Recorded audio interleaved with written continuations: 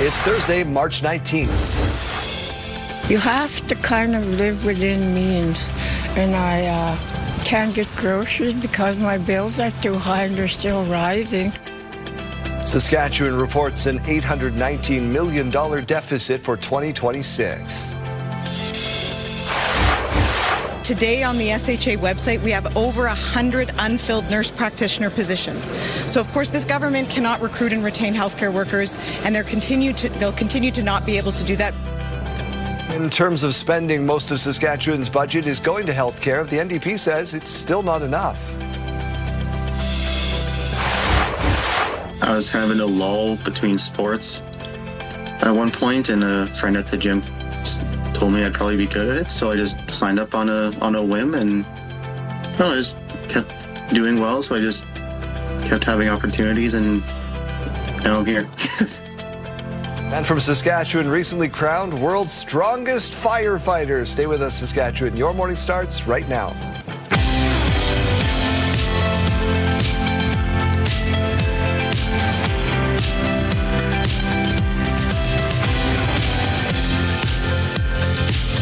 Welcome to Your Morning Saskatchewan. I'm Daryl. And I'm Kayleen. Good morning and happy Thursday. Reminded us of the time that we went and did the fire fit challenge. It's hard. We are not strong like that, man.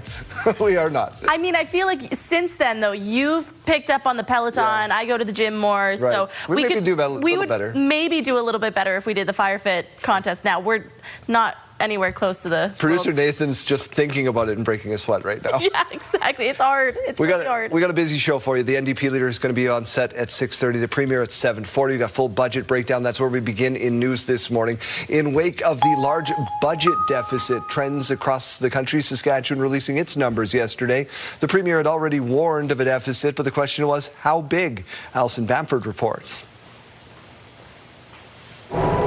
Global turmoil and trade uncertainty continuing to impact provincial finances. And today, Saskatchewan proved it's not immune. The province projecting an $819 million deficit for the upcoming year, with a target to balance the books in 4 years. We had a choice: raise taxes, cut services, or protect Saskatchewan. We chose to protect Saskatchewan. Despite the deficit, the budget lays out increased spending in healthcare, along with some affordability measures. To help reduce expenses, the province plans to cut the public service workforce by 3%, about 600 jobs, over the next 2 years. And it certainly will not result in a pink slip to anyone in the government. This is going to be controlled through retirements, through attrition, through vacancy management. There's absolutely nothing in this budget to help people who are already struggling with the cost of living. The province plans to lower income taxes while not raising any other taxes. But rate hikes for some Crown corporations were announced earlier in the year, targeting power bills and car insurance. You have to kind of live within means, and I can't get groceries because my bills are too high and they're still rising. Saskatchewan isn't as deep in the red as its western counterparts, projecting a per capita deficit that's about 1/3 of Alberta's and 1/4 of BC's. But that doesn't mean there isn't worry. We don't have many years of borrowing at the rate that we're doing this year before that starts to become a problem. Political scientists say Saskatchewan's budget does not account for the volatility in oil prices or the conflict in the Middle East, which means finances could change as the year plays out. Alison Bamford, CTV News, Saskatoon. Jeremy, Saskatoon's mayor reacting to the budget as well. Yeah, there are some concerns from Saskatoon's mayor. She says that the boost in municipal revenue sharing is welcome, but it does not keep up with inflation or population growth.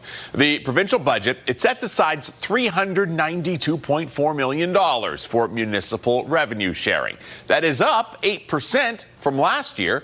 The program, in place for nearly 2 decades now, it gives municipalities a share of provincial sales tax revenue to spend at their discretion. Saskatoon will get $71.7 million this year, up from about $66.5 million last year. Mayor Block says the stable funding is a relief amid global economic uncertainty and tariff pressures, but it's still not enough to meet growing demands.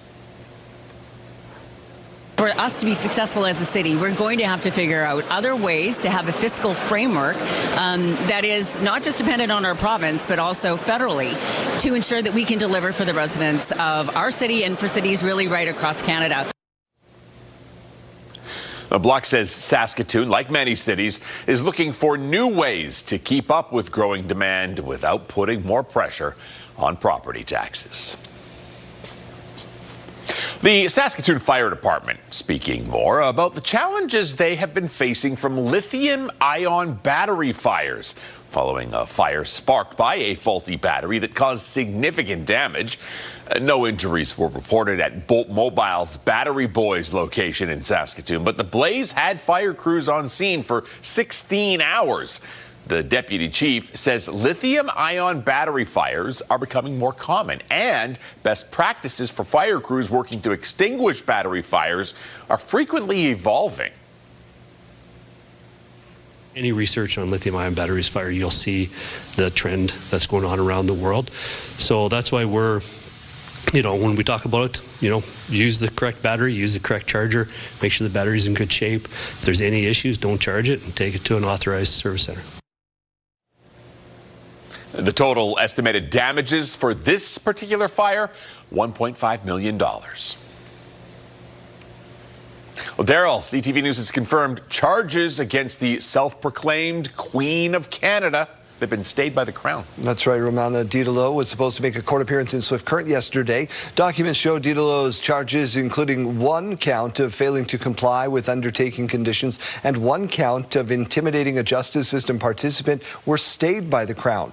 Didelot is the leader of the fringe Kingdom of Canada group and had occupied a decommissioned school in Richmond, Saskatchewan, before the RCMP executed a search warrant there in September. 16 people at the time taken into custody. Saskatchewan's Minister of Justice says the decision was made after her case was reviewed by public prosecutions.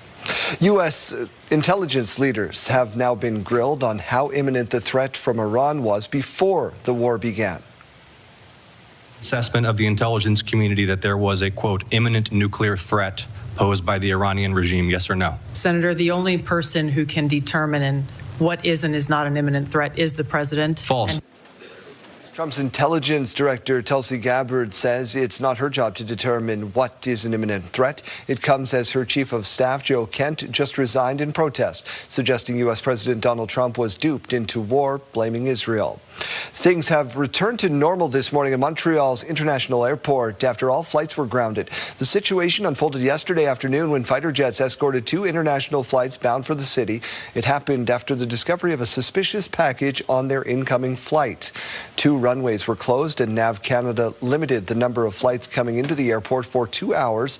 2 men have been charged and an investigation is now ongoing.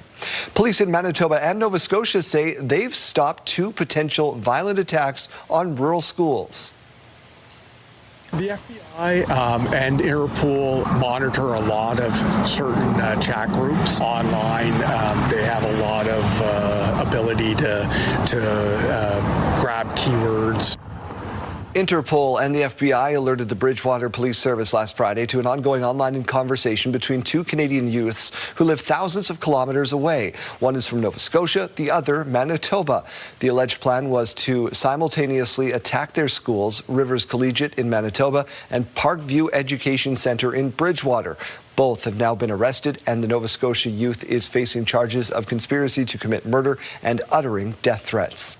No one was hurt when a train collided with a semi in southern Alberta. Take a look.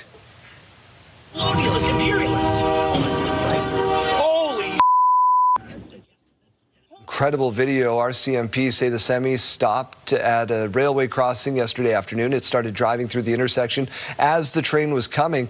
Police say the truck driver received a careless driving ticket worth $850. RCMP and CN police have planned a news conference for today to draw attention to how often these crashes happen and ask you to be more aware around crossings.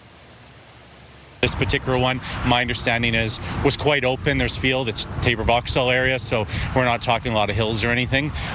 He just missed it. So take that extra time, and drive safe. Part of the reason why we're here today is because those collisions happen across this province. There is no one location that drivers have to focus on. There was the collision yesterday in Tabor. There was a collision yesterday in Whitecourt, Alberta, between a CN-operated train and a logging truck on Highway 43. Drivers in the province need to be alert and need to be aware. RCMP say last year 37 collisions happened at train crossings. 2 people were killed, 6 seriously injured. GO train service in Mississauga has resumed this morning after a tragic accident involving a young boy Wednesday afternoon. He and another young child were on some sort of a motorized bike in the area. There were 2 people present. He was riding, whether it be a pocket bike, gas or electric powered, I'm not really certain at the time of the collision. Emergency crews were called to a rail crossing in the city at 2:45 yesterday local time. Peel police say a boy around 12 or 13 years old was hit by a westbound GO train. He died at the scene. Police say it appears the child went around the barrier and tried to cross the tracks when he was hit. Canada's Farm Show continued Wednesday, and the show welcomes students looking to take on careers in agriculture. More than 200 students from grades 5 to 8 were welcomed to the show as part of the Think Ag Career Expo. We spoke with 2 who work on a farm south of Momart. We combine, seed, my dad hoes grain. I just like farming. I like combining and I like everything that we do on the farm. My role is we have chickens, and so every day I collect eggs. If I need to, I feed the chickens with layer, and if I need to, I feed the chickens with water. God bless you, young men. Today is the last day of the farm show. A man from Saskatchewan was recently crowned world's strongest firefighter. Evan Jaworski, who just became the first Canadian to win the title of world's strongest firefighter this year. The competition for active duty firefighters was held March 6th and 7th at the Arnold Sports Festival in Columbus, Ohio. Look at that.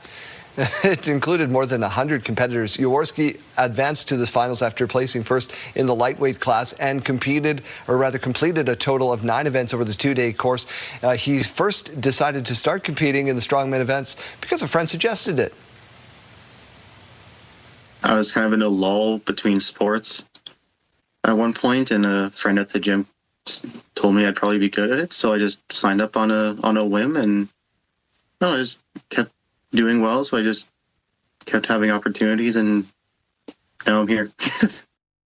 And next he will compete, Kayleen, at the 2026 Strongman Games World Championship.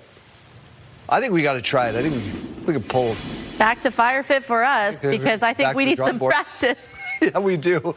At least we got nice weather to train. Yes, at least for the start of the day down south. Up north, we're still seeing some freezing rain and some snow overnight. We actually do have some freezing rain warnings currently in effect. I'm going to show you that on the screen in just a moment here. But down south, again, a really nice start to the day. We're at 0 degrees right now in Regina. Some clouds to start and winds coming in at 9 kilometers per hour. Those are going to be increasing for our afternoon. -1 to wake us up in Saskatoon. A few clouds as well, and winds currently coming in at 7 kilometers per hour. Okay, so we just said winds are going to be going up, and if you're wondering where, well, mainly down towards the south, quite a bit stronger than what we saw yesterday. So although we are seeing some really nice warm temperatures down south, we've been talking about how temperatures are going to peak today on Thursday this week. However, the winds are going to be impacting that temperature. So all those areas lighting up in red could be surpassing 50 kilometers per hour. Be prepared for that. I did mention that we have some warnings in effect in the province. So all those areas lit up in blue up north, that is a freezing rain warning.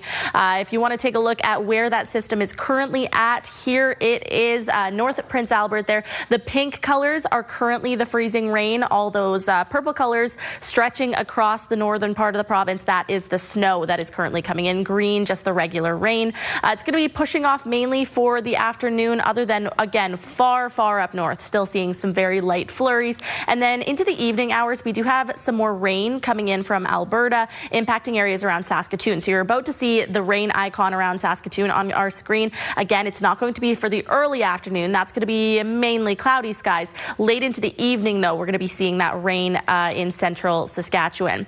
Let's take a look at that 7-day forecast for Regina. 17 degrees today. Again, a mix of sun and cloud, dropping down to 12 degrees tomorrow. Also could be expecting some some rain, but also not expecting it until later in the afternoon, likely starting around 5 o'clock. 2 degrees on Saturday, some more flurries on the way, 4 degrees on Sunday. Again, talking about some flurries, could be later on into the evening though. 6 degrees on Monday, 4 degrees by Tuesday. Again, some more flurries on the way, and 11 degrees by Wednesday with a chance of rain. So a lot of precipitation in the forecast for Regina.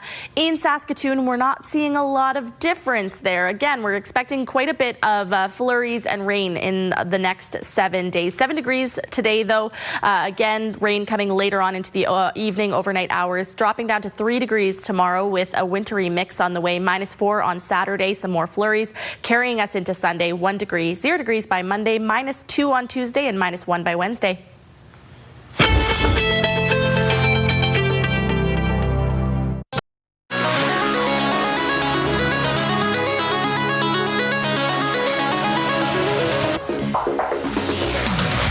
Well, as we all know, there's nothing quite like a day at the spa. Oh, I think he loves it. Oh, what a little cutie. You and Coconut must be related. This is Zero. He's a baby alligator getting a scrub with a toothbrush. Zero is at the Reptile Zoo in Fountain Valley, California. This apex predator sure seems very relaxed. Yeah. I'm going to attack right after this toothbrush bath. Yeah, nice little scrub. Then you are so going to get it. Trust me. Question of the daytime.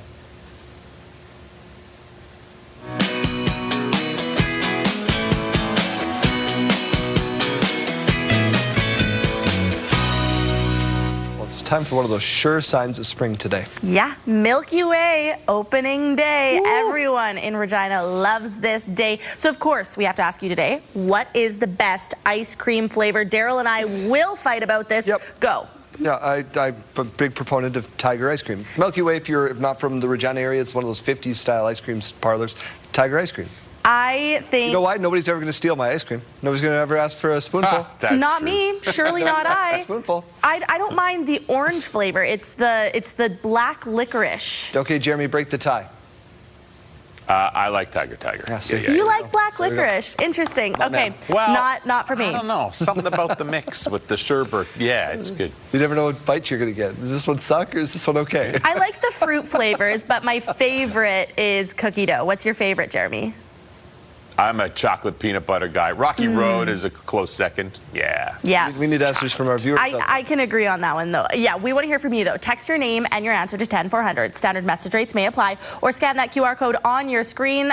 Tell us your favorite, and then also break the tie. Do you like Tiger or not? Don't. Just tell the truth. You like it.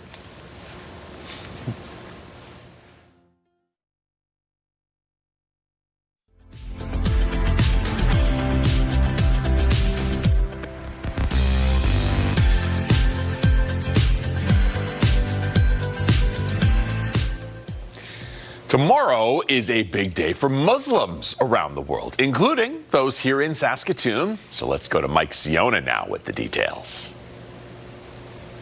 Well, we are nearing the end of Ramadan, and I'm joined by Fatima Kuvadia to talk about the month of Ramadan. For those of us who maybe don't know, tell us what it is. Ramadan is a month of fasting where Muslims all over the world observe this particular form of worship, and it's one of the tenets of our faith. Now, the culmination of that then is Eid, is that correct? What does that entail? Yeah, so Eid al-Fitr is the celebration of the breaking of the fast, and it's celebrated again all around the world, and it's celebrated the day after Ramadan ends. Now, how important is all of that in terms of the faith? It's really important. It's an integral part of the faith. It's our big celebration that really focuses on celebrating the accomplishments that we've made during the month of Ramadan. And in Ramadan, we really focus on spiritual rejuvenation and trying to reconnect with our Creator through fasting, through additional prayers, and spending some time really reflecting on the things that we have to be grateful for. Now, the fasting component of it, maybe talk us through, because not everybody knows exactly what goes into it. Yeah, so fasting actually is abstaining from food and drink from sunrise to sunset, and we do this for a month. It's usually either 29 or 30 days based on the lunar calendar. There you go. All right. As the morning continues, we're going to learn more about not just Ramadan, but Eid and the celebration that is forthcoming. Your school day forecast brought to you by CAA School Safety Patrol, working together to keep our school zone safe. If you're heading out to catch the bus in Regina, we're at 0 degrees, -1 in Saskatoon with a mix of sun and clouds. By lunchtime in Regina, that warm up happening quick, 16 degrees. By final bell, sitting at that expected daytime high of 17 degrees, but winds will be blowing, gusting up to about 50 kilometers per hour. That will be affecting that temperature. By lunchtime in Saskatoon, 5 degrees, warming up to that daytime high of 7 degrees. By final bell, winds not quite as strong, coming in up to 30 kilometers per hour. As we go to break, take a look at those gas prices. The common price in Regina, 162.9. You might find it for as low as 140.9. In Saskatoon, the common price, 163.9. You might find it for as low as 154.9. In the farm markets this morning, we find the street price of canola, 655.23 per ton. The futures price, 726.20 per ton. Amber Durham wheat now sitting at 278.59 per ton, and red spring wheat, 276.83 per ton. The Canadian dollar trending down this morning. It's now at 72.96 cents U.S. Stay with us. We'll be right back.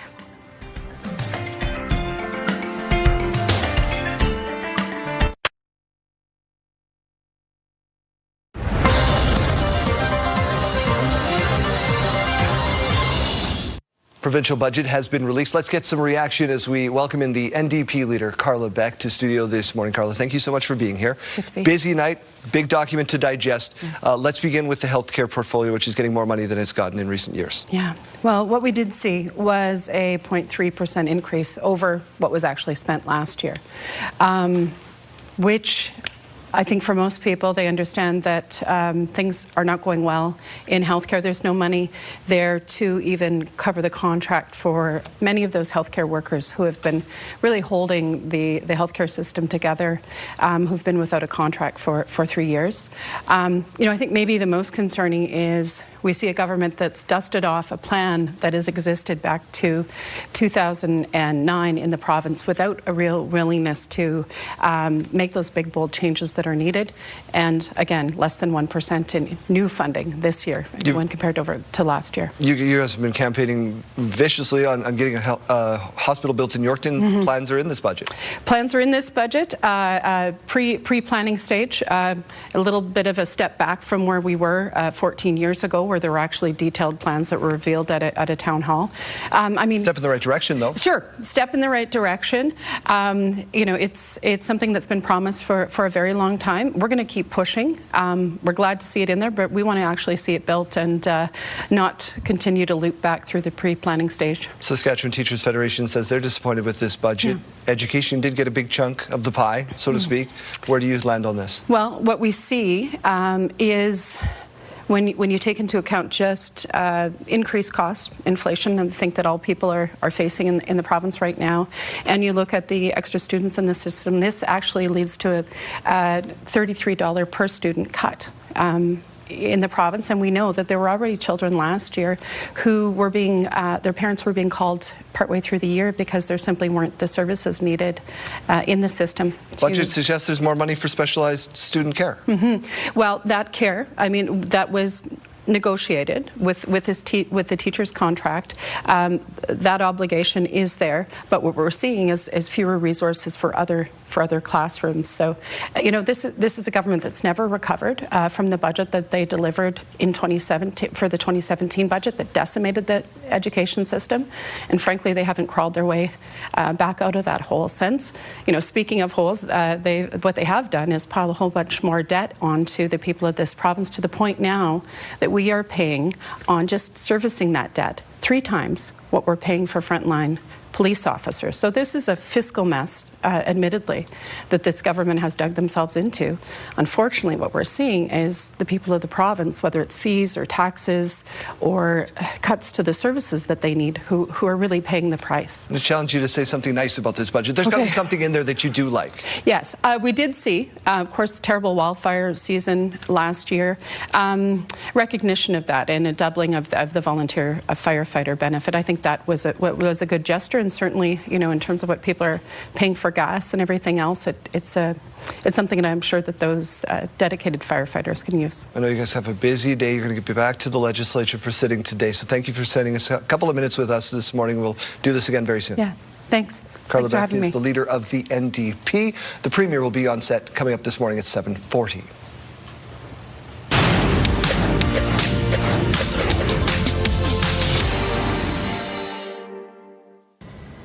One of the stock market's biggest winners this year has turned into the worst hit sector since the start of the Iran war, as a spike in oil prices has boosted industrial production costs. The materials index on the TSX was down more than 5% yesterday alone, still up for the year, barely. Now, two of the hardest hit companies are Ivanhoe Mines and Capstone Copper, both off by close to 30%.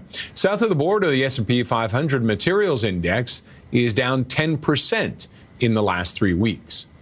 A year after the actor's death, a generative AI version of Val Kilmer will co-star in an independent film in one of the boldest uses yet of artificial intelligence in movie making. The producers of As Deep as the Grave say that before his death, Kilmer had signed on to perform in the movie but was unable to because of his health. Kilmer's estate gave permission for his digital replication and is being compensated for it. Mercedes Kilmer, the actor's daughter, said that the role resonated with her father. Those are your morning business headlines. For BNN Bloomberg, I'm Roger Peterson.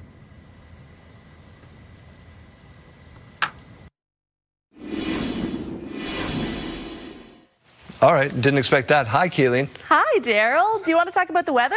I thought they were going to go straight to you. I didn't want to waste any time. Get right to you. We need more screen time. We need more Daryl Rummel. More FaceTime for the kid. All right, let's turn our attention to some very active weather in the province, though. We do have some watches in effect. It's all the way up north, though, with that freezing rain that came overnight. And, of course, we still have some right now. This is current on your screen. So, of course, far up north, still seeing those flurries. All that pink and green, that's the rain and the freezing rain.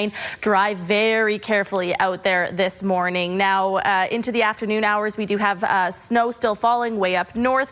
Through central Saskatchewan, we are going to be seeing some rain today, but it's not coming until later on into the evening and overnight hours. So Saskatoon, you are going to be seeing the rain icon on your screen for today's forecast. Just remember that it's mainly going to be a mix of sun and cloud for the afternoon, and then the rain coming later on. Prince Albert, you're also going to be seeing some of that rain, and even later on into overnight, some flurries as well.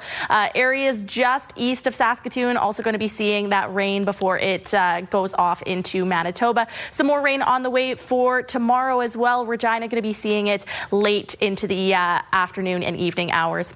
Current temperature is now seeing minus 27 to wake us up in Stony Rapids. Some better temperatures, though, in La Ronge, minus 3 right now, minus 2 in Nipawin, and 1 degree in Melfort. So we're seeing a lot more of that blue color on the screen. That's very positive. Feeling more spring-like down in the south. Even seeing some of that green color coming in from Alberta. That means we are at 6 degrees in Kindersley, Swift Current, and East End. Assiniboia also at 6 degrees, 0 degrees in Regina and Weyburn, and 2 degrees to wake us up in Estevan. So again, temperatures this morning looking really good and looking even better into the afternoon hours. A lot of those southern cities expecting 18 degrees, Swift Current, Moose Jaw, Weyburn, and Estevan, although you see that wind icon, could be seeing winds surpassing 50 kilometers per hour. So that's also going to be impacting your afternoon. 17 degrees for Regina with that mix of sun and cloud, also seeing winds increasing this afternoon. 5 degrees though for Yorkton, 7 degrees for Saskatoon. Again, that rain coming later on into the evening hours. 6 degrees in Prince Albert and 8 degrees in the Battlefords. Talking about those winds though, So many of those areas in red are going to be seeing the strongest wind gusts again, surpassing 50 kilometers per hour. Regina not quite reaching that, but still they're going to be gusting up to or surpassing 40 kilometers per hour. Saskatoon, no worries there, only up to about 30 kilometers per hour. Your 3-day forecast for Regina showing some of that precipitation and temperatures dropping to 12 degrees tomorrow. In Saskatoon, temperatures also dropping to 3 degrees tomorrow with that wintry mix on the way.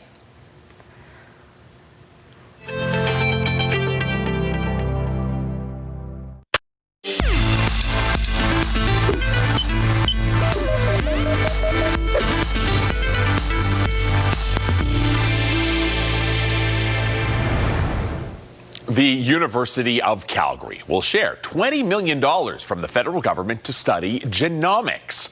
The cash will help accelerate genome technology in health, agri-food, natural resources, and manufacturing. Specific projects range from making canola crops more drought-resistant to developing new treatments for cancer. These things are increasingly interrelated. So critical mineral exploitation assisted by AI, assisted by geochemistry, assisted by genomics. So I think we're in a very exciting space where the rollout of the strategy will hopefully be informed by what we're hearing from scientists and innovators on the ground. Across Canada, there will be a total of 33 new research and development projects. A Saskatoon woman is turning her own diagnosis with a neurological condition into support for others across Canada. Kim Lamront was diagnosed with functional neurological disorder after surgery a year ago caused nerve damage. She quickly learned that there weren't many resources available, so now she's launched the Functional Neurological Disorder Support Network, which she hopes will help those affected reduce the feeling of isolation. It was scary. I had no idea what functional neurological disorder was. I was diagnosed and basically just sent on my way. So not told what causes it really or how to navigate it. It was scary and isolating. Dr. Tyson Sawchuk says the work Lamront's doing will help many people right across the country. Health Report, brought to you in part by SEIU West, Saskatchewan's first healthcare union. Hello there, Kara Wagland in the Sports Center newsroom with your must-see moment from Wednesday. And for it, we head to Houston. The Rockets hosting the Lakers. Marcus Smart lobs one up for LeBron James, looking a whole lot younger than his 41 years of age, reaching way back to throw down the one-hander, showing off the hops and landing him our must-see moment for the day. And from the NBA's elder statesman to the youth of the NCAA, March Madness is finally here. Our coverage of the first round on TSN begins at noon Eastern, 9 a.m. Pacific. That's all for now from Sports Center. Have a great day.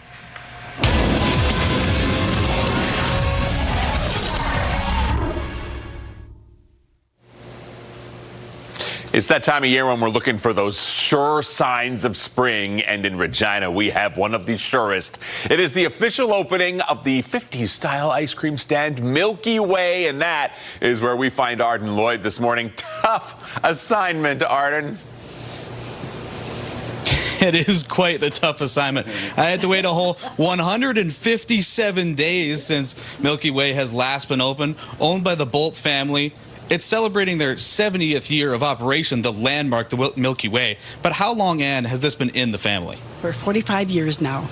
That's terrific. And over decades of serving some of the best product here, a little sweet treat in Regina. Now, what just do you guys serve for someone who's maybe a first-timer here as spring starts? Yeah, we serve many different flavors of hard ice cream. Our soft ice cream might be our most popular.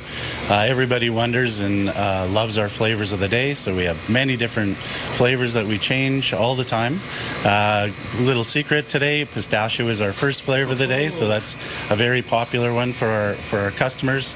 We serve milkshakes and cyclones and sundaes, and we are very proud of our cakes. So we have large cakes and small cakes. We have hot food if people are hungry. So we serve all of that and more. Well, and maybe back to the flavor of the day. It is always, it's the social media post that everyone gravitates around every day, waiting for it. How do you decide? Is it a spur of the moment kind of thing? Well, we take our advice from our customers. So our customers are always willing to give their feedback about what they're hoping to have on the first day or any day, actually. And there are many super popular flavors. And right now, pistachio kind of came out on top this year. So we're serving our customers pistachio today. Oh, terrific. And, flavor of the day. And do you have a preference? You've been here so long. You've got everything and more of experience, and you must know every flavor. Do you have a favorite? I do have a favorite, and I'll tell you, it's a weird one, but it's vanilla. But my flavor of the day is black cherry. Outstanding. Well, you're going to have to come down to Milky Way today on opening day and for the whole season to try them all. All right, Arden, we thank you for kicking it off in style, and we'll check back in with you in just a little while.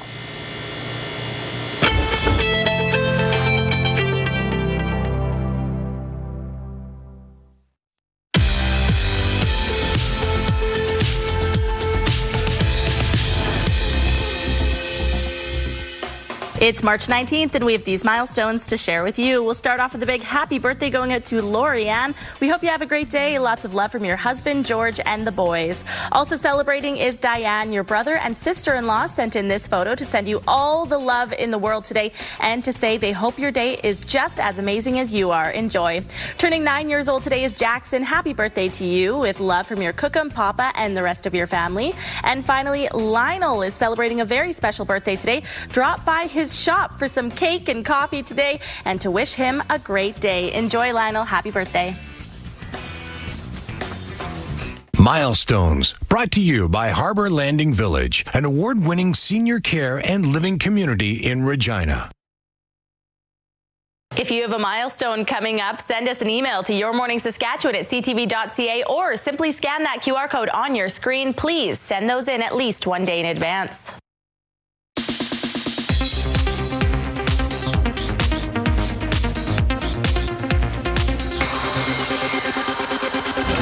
Excuse me, Dr. Banner. I need your help. What did you say your name was? The first trailer for the long-awaited Spider-Man Brand New Day is out. The Sony Pictures and Marvel Entertainment film stars Tom Holland and Zendaya, who are returning for their fourth film in the superhero franchise. Also appearing, two familiar faces of the MCU, Mark Ruffalo as a Hulk's Bruce Banner and John Bernthal as a Punisher's Frank Castle. Spider-Man Brand New Day hits theaters July 31st. Disney is a parent company of Marvel Entertainment and ABC News. Without sounding stupid, what is a tomato? Netflix has released the first trailer for This Is a Gardening Show starring Zach Galifianakis. This series will follow Galifianakis as he learns to grow his own food. The show is set to premiere on Earth Day, April 22nd. Niall Horan is releasing new music. The former One Direction singer announcing he'll be releasing his fourth solo album called Dinner Party. The album is set to be released on June 5th. And happy birthday to actress Glenn Close. The 8-time Academy Award nominee turned 79 today. That's what's happening in Hollywood. I'm Alex Stone, ABC News.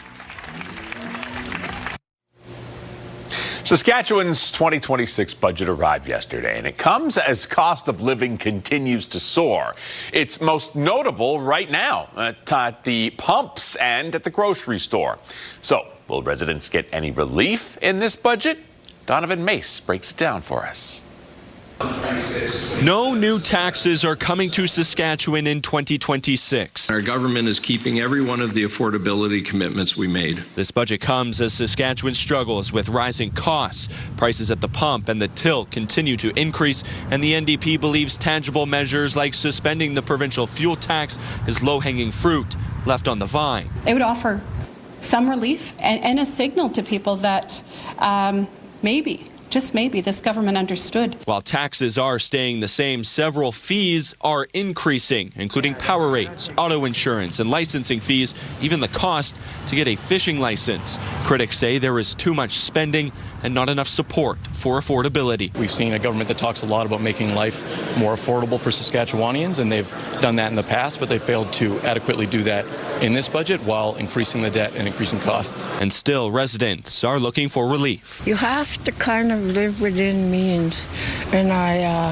can't get groceries because my bills are too high and they're still rising. More people are not being able to maintain their base water, energy, power, and it's very difficult to gain and maintain housing if you don't have those base utilities. Ryder pointing towards a series of tax incentives for that relief, increasing its available tax credits by $42 million over last year. These tax cuts, combined with indexation, are providing about $200 million in tax savings this year. The government adds it remains on schedule to meet its campaign promise of cutting income taxes within 4 years. Donovan May, CTV News, Regina. A man is telling an amazing tale of survival after free-falling off a cliff in BC's backcountry during an annual high-stakes snowmobiling competition. Yeah.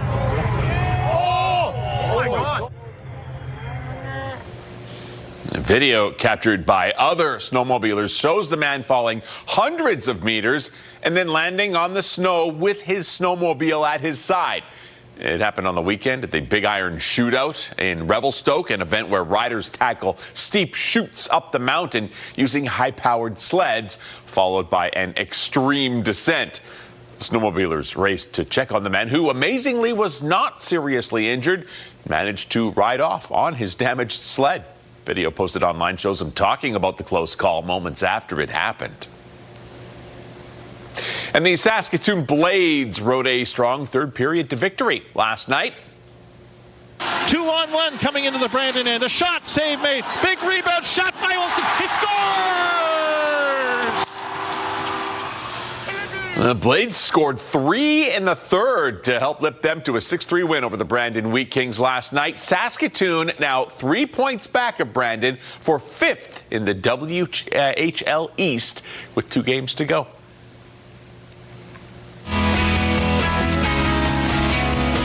Happening on the radio today before your arrest? Well, I'm getting ready for my prison sentence before the arrest here. So I've actually downloaded a harmonica app because I didn't have, no one sells harmonicas at this time of the morning, which is just terrible. So yeah. I don't know if you can hear that. It was pretty sure beautiful. Sure can. There we go. I'm getting ready for that. And then, too, maybe we'll make a little bit of a trade because we do have $50,000 to give away. Next keyword is coming up at 7 o'clock this morning. Maybe I'll play some beautiful harmonica noises for it, give you that keyword. You can win that money and then help me with a little jail and bail. Later on in the day, I'll be joining Sabine. I saw her arrest last night. It was pretty hilarious. So I'm hoping mine goes smoother. Those cuffs look like they might hurt a little bit.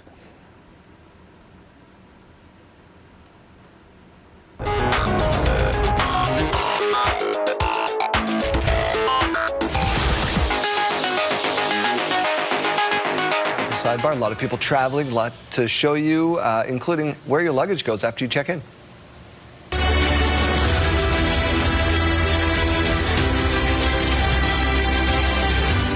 Employees at Gatwick Airport put a camera on a suitcase to show you the journey from the counter to the plane. Through a series of conveyor belts. We did this once with the Regina International Airport. It's quite a journey. Yeah. Wow. There you go. This is neat. I like this. Makes me just want to travel. Makes me a little dizzy when they do the circle. Right? Hey, whoa. Back right after this.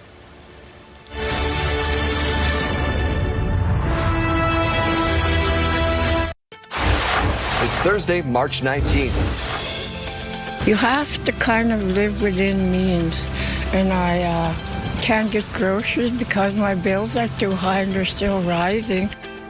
Saskatchewan reporting an $819 million deficit. The so-called Queen of Canada had her charges stayed. Romana Diderot back in court yesterday for a court appearance.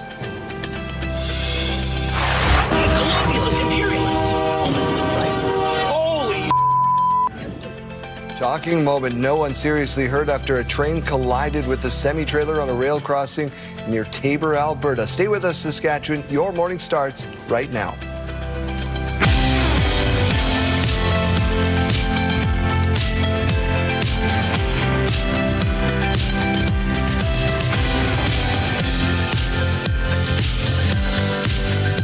to Your Morning Saskatchewan. I'm Daryl. And I'm Kayleen. Good morning and happy Thursday. Had the leader of the opposition in at 6:30 to talk about the budget. The premier is coming up this morning at 7:40. If you have to head out the door, you can set that PVR now. Lots to talk about there. Lots to talk about. That train video is insane. Yes, and actually my biggest fear is trains. Little known fact, I have a whole damsel in distress fear. Makes me nauseous to watch that video. The cartoons, like the tied up on the tracks? Yes, yeah. When I was a kid, I think I watched too many of those Looney Tunes cartoons where they were tied up and the train's coming, and that's where my anxiety started. Don't worry, and Acme Rocket's going to come and save you, or not. I don't know. Let's get to your budget news, which is where we begin. The budget was called one that protects Saskatchewan, focusing on maintaining government service during volatile economic times. But the government have to run a deficit in order to do that. Wayne Mantika reports. Never in recent years has the government prepared a budget amid such uncertainty. Today's budget is being presented at a time of significant global economic and geopolitical turmoil, where tariffs and other world events like the conflict in the Middle East have had an impact on our economy and provincial finances. Important choices had to be made. As we prepared the 26-27 budget, we had a choice: raise taxes, cut services, or protect Saskatchewan. We chose to protect Saskatchewan. It came at a price. Revenue is projected at $21.46 billion, exceeded by expenditures of $22.23 billion, leaving a deficit of $819 million. We listened to Saskatchewan people, and the top two concerns we have heard are affordability and access to health care. This budget addresses both. Key to that is the province's Patient First plan. And that's why we've committed that everyone is going to be connected in some way to a primary health care provider. Maybe not necessarily a doctor, be it a nurse practitioner or some other primary health care provider. You've seen the expansion of nurse practitioner initiatives in hiring, in training. There is also a significant $4.3 billion capital construction plan. It's a significant capital plan. I think, if I'm not mistaken, it's the third or fourth highest capital plan that this government has ever had in our history. That's building our schools, that's building our hospitals, that's building our highways. The government could be helped by higher oil revenue. The budget projects a price of just under $60 a barrel. It's currently closer to $100. Still, the NDP question the government's forecasting ability. I think it's probably a good time to remind people that last year, this government promised a $12 million surplus that has turned into a $1.2 billion deficit. Current high oil prices are bringing unexpected windfall revenue to the province, but the government doesn't expect that to continue. It projects that oil prices will soon return to normal and that its budget projections will prove accurate. Wayne Mantika, CTV News, Regina. Well, turning to education, the province is building on many previously announced initiatives in its $3.6 billion budget for the sector. School divisions are sharing an additional $62 million in funding, which represents less than 3% of an increase. And the province is moving ahead with 3 projects, all outside the major cities. The Martensville-Warman area will get a joint-use Catholic middle school and high school. Shellbrook will consolidate its elementary and high schools, and a major renovation will take place in Esterhazy.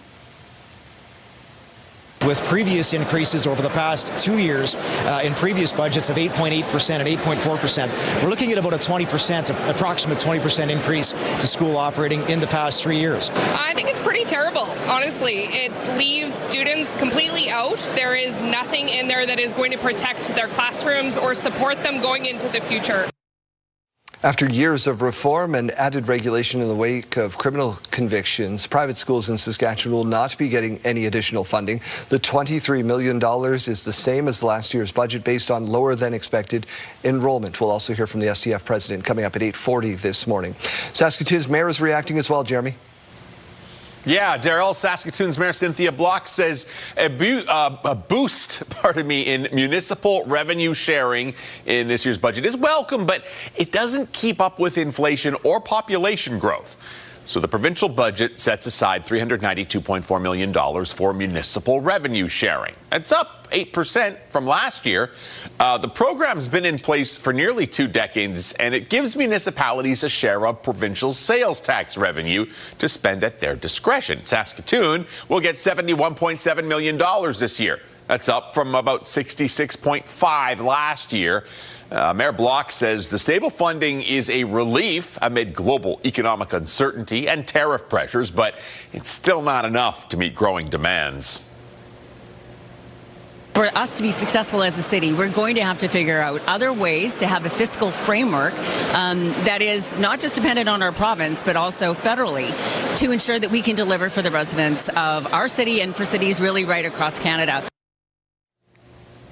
Block says Saskatoon, like many cities, is looking for new ways to keep up with growing demand without putting more pressure on property taxes.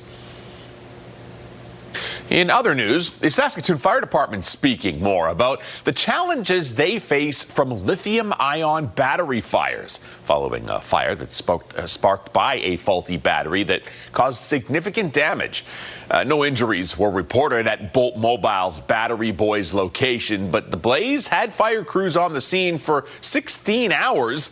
The deputy chief says lithium-ion battery fires are becoming more common, and best practices for fire crews working to extinguish battery fires are frequently evolving. If you do any research on lithium-ion batteries fire, you'll see the trend that's going on around the world. So that's why we're, when we talk about it, use the correct battery, use the correct charger, make sure the battery's in good shape. If there's any issues, don't charge it and take it to an authorized service center. For this particular fire, $1.5 million.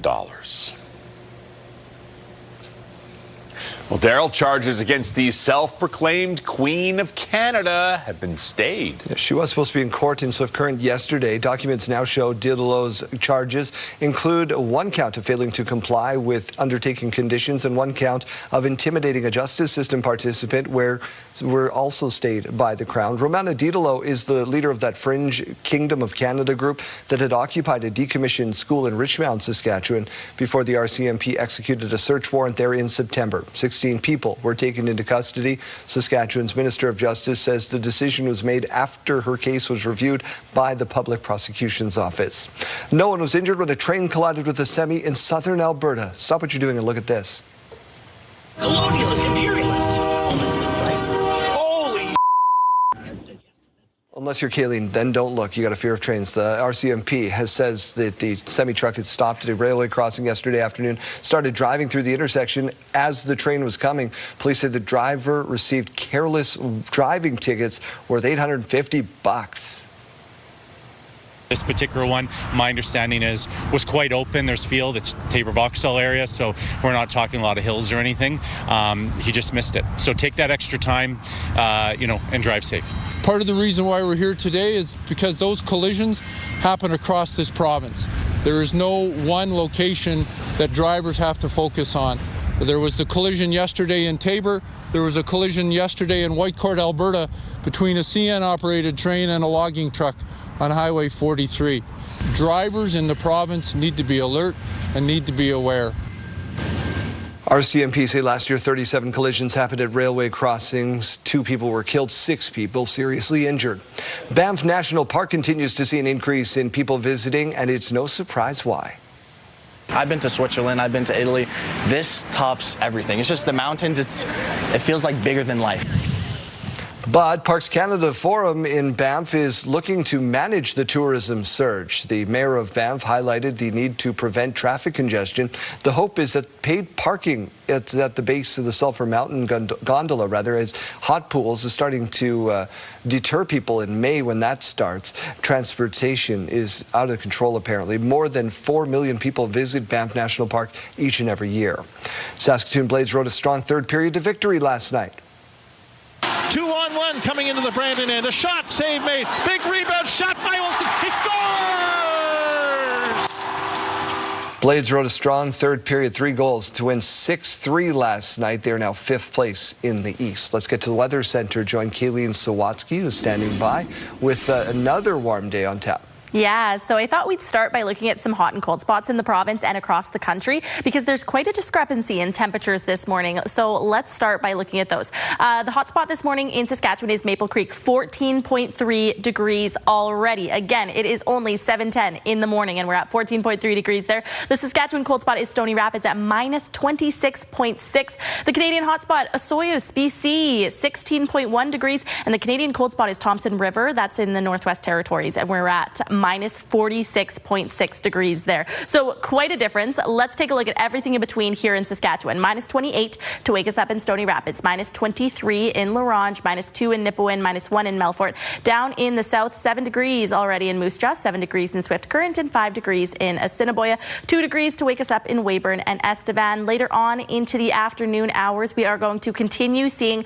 some precipitation up north and also seeing some freezing rain and just rain in areas around Prince Albert and Saskatoon. That's likely not going to be until the evening hours, though. The afternoon, a mix of sun and cloud. The afternoon for Prince Albert, 6 degrees, 7 degrees for Saskatoon, 8 degrees for the Battlefords. Again, expecting that mix of sun and clouds. 5 degrees this afternoon for Yorkton. Really seeing more of that warmth down south, though. 17 degrees expected in Regina. Again, a mix of sun and clouds. Winds expected to be increased in areas around Swift Current, Moose Jaw, Weyburn and Estevan, but all of those cities expecting to be reaching 18 degrees today. So it's going to be a beautiful day in terms of the actual air temperatures. But again, the wind gusts are going to be affecting that. So all those areas down south lighting up in red. We're going to be seeing those winds or those gusts rather surpassing 50 or 55 kilometers per hour. Regina not going to be quite as strong, but still could be seeing them up to about 50 kilometers per hour. Saskatoon again could be seeing them up to about 30 kilometers per hour there. Let's talk about that precipitation in depth a little bit more. So this morning we have seen some freezing rain warnings in effect all the way up north.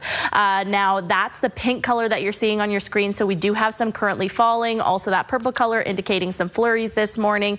Still seeing some flurries even farther up north into the early parts of the afternoon. Later on into the evening hours, we see this rain moving in for Prince Albert and Saskatoon. Some snow following that for areas around Prince Albert and some more precipitation in our 5-day forecast as well. So this is for Regina. Could be seeing some precipitation Friday, Saturday and Sunday. And in Saskatoon, continuing on into tomorrow to see a wintry mix for the morning, Saturday and Sunday, some flurries.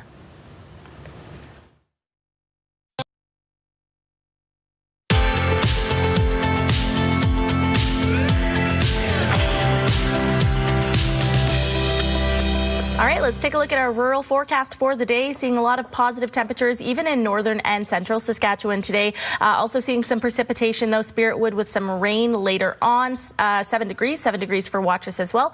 14 degrees expected for Kindersley and Outlook with that mix of sun and cloud. Down in the south, seeing those winds increasing this afternoon, surpassing 55 kilometers per hour. 20 degrees though expected for Maple Creek. 20 degrees for Rockland. 22 degrees for Coronach and 13 degrees expected for both Broadview and Carlisle. Let's take a look at Norquay, where internet plans up to 1 gig are available from SaskTel. 6 degrees this afternoon. In the evening hours, we're expecting some fog to be moving in and some freezing rain overnight. Winds in the afternoon coming in up to 30 kilometers per hour. The new moon will rise tonight, marking a joyous occasion on the Islamic calendar. Our Mike Siona is learning all about it and how it will be celebrated in Saskatchewan. Mike.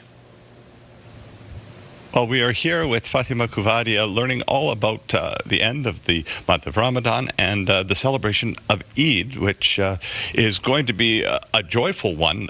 What is being done here in Saskatoon to mark it? So Eid is, the day starts off with a communal prayer. It's a congregational prayer where the whole community gathers. And in Saskatoon, we're going to be gathering at Prairie Land Park. And we're expecting close to over 10,000 people. So people will come out with their families. It'll be a very joyous occasion with, grandparents, mom and dad, and children in tow, ready to celebrate and get the day started. I would imagine after a month of fasting that that food would play a very, very central part in this celebration. Oh, absolutely. It's a day of food and friends and feasting for sure. Obviously, you mentioned it starts with prayer, and this is all a very religious and spiritual event. Talk to me about that. Yeah, it's a really special prayer because you can just imagine, a large group of people coming together in unison and praying and giving thanks for being able to complete the month of Ramadan. So, it's really energetic and celebratory and exciting time for Muslims all around the world and in Saskatoon as well, of course. Yeah, absolutely. And your organization, the Islamic Association of Saskatchewan, obviously, it won't just be here in Saskatoon, those particular celebrations. No, it'll be taking place all across the world, all across Canada, and, here in Saskatchewan too, in Regina and Saskatoon, in mosques all around Canada. Excellent. Well, thank you very much. We will be back to talk a little bit more about the Eid celebrations and also just find out exactly what the community is doing to give back. All right, Mike, thank you very much. We're looking forward to that. We'll see you in just a little while. Hello there, Kara Wagland in the Sports Center newsroom with your must-see moment from Wednesday. And for it, we head to Houston. The Rockets hosting the Lakers. Marcus Smart lobs one up for LeBron James, looking a whole lot younger than his 41 years of age, reaching way back to throw down the one-hander, showing off the hops and landing him our must-see moment for the day. And from the NBA's elder statesman to the youth of the NCAA, March Madness is finally here. Our coverage of the first round on TSN begins at noon Eastern, 9 a.m. Pacific. That's all for now from Sports Center. Have a great day.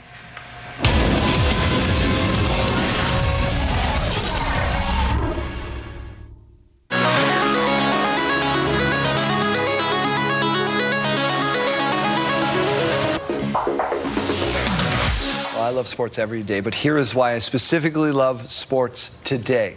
After a heated battle between the U13 Moosomin Rangers and Priestville Pats, a game that the Rangers won 12-8, that is Zane Davies going over to give the other goalie some love, making sure he's doing well. You have to love that. Oh. Thank you so much to Sherry for sending us in that video and for Zane for being such a good sport. I love good sportsmanship. Yeah, you have to love that. 12-8 too. Those boys had a workout. yeah, right? And I hope those mothers are very proud of their sons. I think Sherry was proud enough to send it in here. Yeah. So that's good enough for me. Question of the day, we're asking about ice cream. They both deserve some ice cream today. We're asking what the best flavor of the day. And you know what? In the spirit of the video we just watched, I'm going to be a good sport here because I lost bitterly in this debate whether Tiger was going to be loved or not. Everybody sent love for Tiger. Also got some love for Oreo cookie, cherry cheesecake. Nobody agreed with me that Tiger is not a good flavor. We had another one saying, I don't like Tiger, but I do love the licorice in it. So you don't like the good part of Tiger ice cream. Yeah, well, I don't like black licorice, and that's my thing. I don't think black licorice is designed for ice cream. Lori from Regina saying, great from Milky Way. Tiger is a second, though. The great part is that Kayleen's never going to steal my ice cream. Yeah, perfect. Cam saying, I love maple walnut, so good. I can agree with that one. Yum. Debbie saying, this is a tough one, but my favorite ice cream flavor is cookie dough. And yes, I love Tiger too. I did say cookie dough was my favorite. So Debbie kind of agrees with both of us. Dawn saying, I like chocolate peanut butter ice cream. And yes, I like Tiger. Yes. Michelle B saying, I like any kind of chocolate ice cream. Tiger is delicious, FYI. Boom. Gail saying Tiger all the way. Sherry saying I love bubblegum ice cream. Always my favorite since I was a little girl. Not often I get a victory like this. Yes, you get all the victory today. Yeah.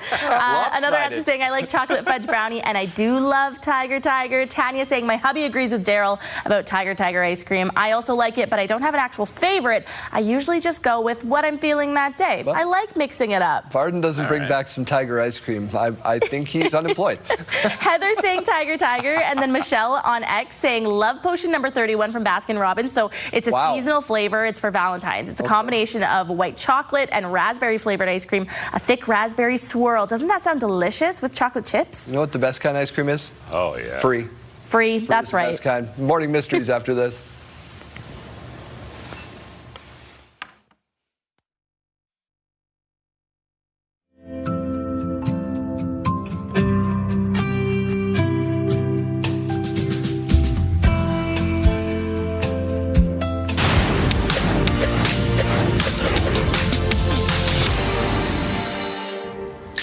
One of the stock market's biggest winners this year has turned into the worst hit sector since the start of the Iran war, as a spike in oil prices has boosted industrial production costs. The materials index on the TSX was down more than 5% yesterday alone, still up for the year, barely. Now, two of the hardest hit companies are Ivanhoe Mines and Capstone Copper, both off by close to 30%. South of the border, the S&P 500 materials index is down 10% in the last 3 weeks. A year after the actor's death, a generative AI version of Val Kilmer will co-star in an independent film in one of the boldest uses yet of artificial intelligence in movie making. The producers of As Deep as the Grave say that before his death, Kilmer had signed on to perform in the movie but was unable to because of his health. Kilmer's estate gave permission for his digital replication and is being compensated for it. Mercedes Kilmer, the actor's daughter, said that the role resonated with her father. Those are your morning business headlines. For BNN Bloomberg, I'm Roger Peterson.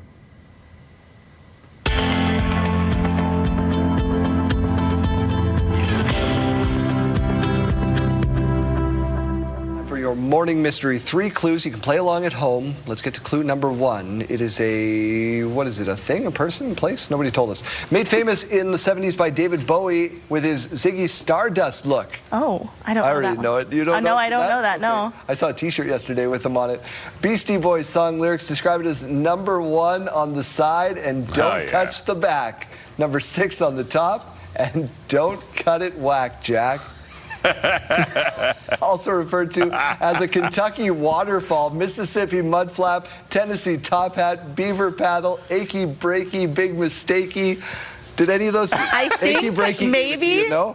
Yeah. No? Come on. I think I know it, but I didn't get it as quick as you did. Hold on. This is I'm just going to do this. Yeah. I'm drawing a picture. Oh, okay. Hold on. We have to wait for the artiste. Wait for me.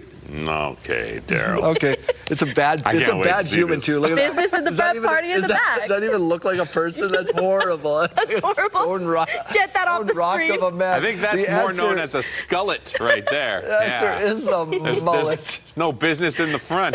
Jeremy's all party in the bag. Today's morning mystery. Studio consideration provided by Father's Furniture, specializing in quality Canadian-made furniture. Your school day forecast is brought to you by CAA School Safety Patrol, working together to keep our school zones safe. If you're heading out to catch the bus in Regina, we are now into those positive temps. 1 degree right now, mix of sun and cloud. Saskatoon -2. We'll be breaking into those positives very shortly here by lunchtime. 5 degrees for Saskatoon. Warmer through the south, though. 16 degrees expected for Regina. And by final bell, up just a little bit up to that expected daytime high to 17 degrees. 7 degrees this afternoon for Saskatoon, but winds much lower than down south. As we go to break, here's a look at those gas prices. The common price in Regina this morning is $162.9. You might find it for as low as $140.9. In Saskatoon, the common price $163.9. You might find it for as low as $154.9. In the farm markets this morning, we find the street price of canola $655.23 per ton. The futures price $726.20 per ton. Amber durum wheat, now it's $278.59 per ton, and red spring wheat $276.83 per ton. And the Canadian dollar is trending down this morning, 72.96 cents U.S. After the break, we're joined by Premier Scott Moe for a breakdown on the provincial budget. Stay with us.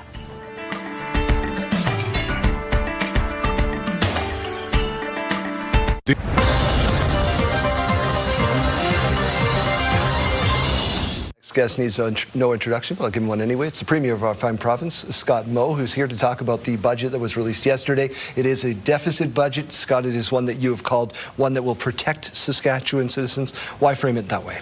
Well, because that's exactly what it does. It's projecting the trajectory of what we're trying to do in improving healthcare and improving the outcomes in our healthcare system in the province, in what we're trying to do in making our community safety through recovery, but also enforcement of the laws that we have. And we didn't want to take a break or pause the initiatives and the rate of not only investment but innovation that we're bringing into that conversation as well. And we had faith in the Saskatchewan economy. We announced last week think 60 projects, $60 billion are landing here. That's unlike anywhere else in the nation or this province's history. And so we have faith that we're going to find our way through this, but it is going to continue to take some difficult decisions. I like this because we don't get just 10-second sound bites. Now you can elaborate on your healthcare plan and backing up that with some real dollars yesterday. Yes, and that's what that budget did, is really put in place the funding for the commitments that we made a week or two ago with our Patients First healthcare plan. You know, the funding for the urgent care centers, one that's being built in Saskatoon, and then we'll get to another one in Regina, another one in Saskatoon, Prince Albert, Moose Jaw, and North Battleford. There's some complex needs shelters to add to that safety and to go along with, you know, the Compassionate Care Act that's coming through the legislature now. And so, the Patients First healthcare plan is 50 innovative initiatives, bringing today's innovation into the healthcare conversation to improve the outcomes and really to offer that right care at the right time at the right place, but also to support our healthcare workers so that they can actually achieve that Patients First level of care. So 50 action items. Some are in process already, some are new. Virtual care would be one that is somewhat in process, being expanded now. Scope expansion is a new conversation, but I think an important one for our healthcare workers to be able to work at the full scope of what they were trained to do. The NDP is going to say that hospital in Yorkton is a great thing. They've been campaigning on this for a very long time.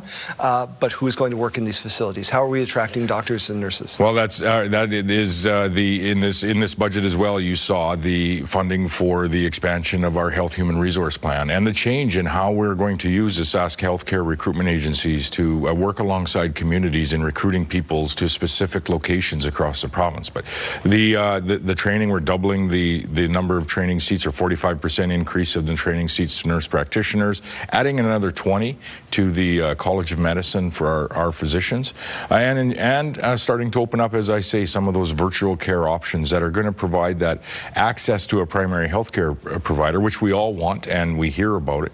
But a second, I would say, in order to have a timely surgery or diagnostic, you need a referral from a primary health care provider, and that's why that access to that provider is so important. So some will be virtual, some will be at urgent care, some will be through our traditional healthcare providers, but we are committed to ensuring that everyone in this province, through this Patients First healthcare plan, is going to have access to a primary healthcare provider. What would you say to the people out there that are watching that are saying that you didn't do enough for affordability for Saskatchewan? Well, we do understand. We're facing inflationary challenges here. Families across this province are like every family across Canada. However, we do remain the most affordable place in Canada to live. There is further action in this budget that follows up the commitments that we made in the last election campaign. The last election campaign to remove 166,000 people, often low-income families, and thinking of those children from the provincial tax roll altogether. They still will pay some federal tax, certainly, but they're removed from the provincial tax roll altogether. And so there are a number of initiatives in here for students, for seniors, for homeowners, for everyone to receive some degree of affordability in this budget, and it totals about $2.5 billion each and every year in affordability measures in our provincial budgets today. You mentioned children, which leads me to education.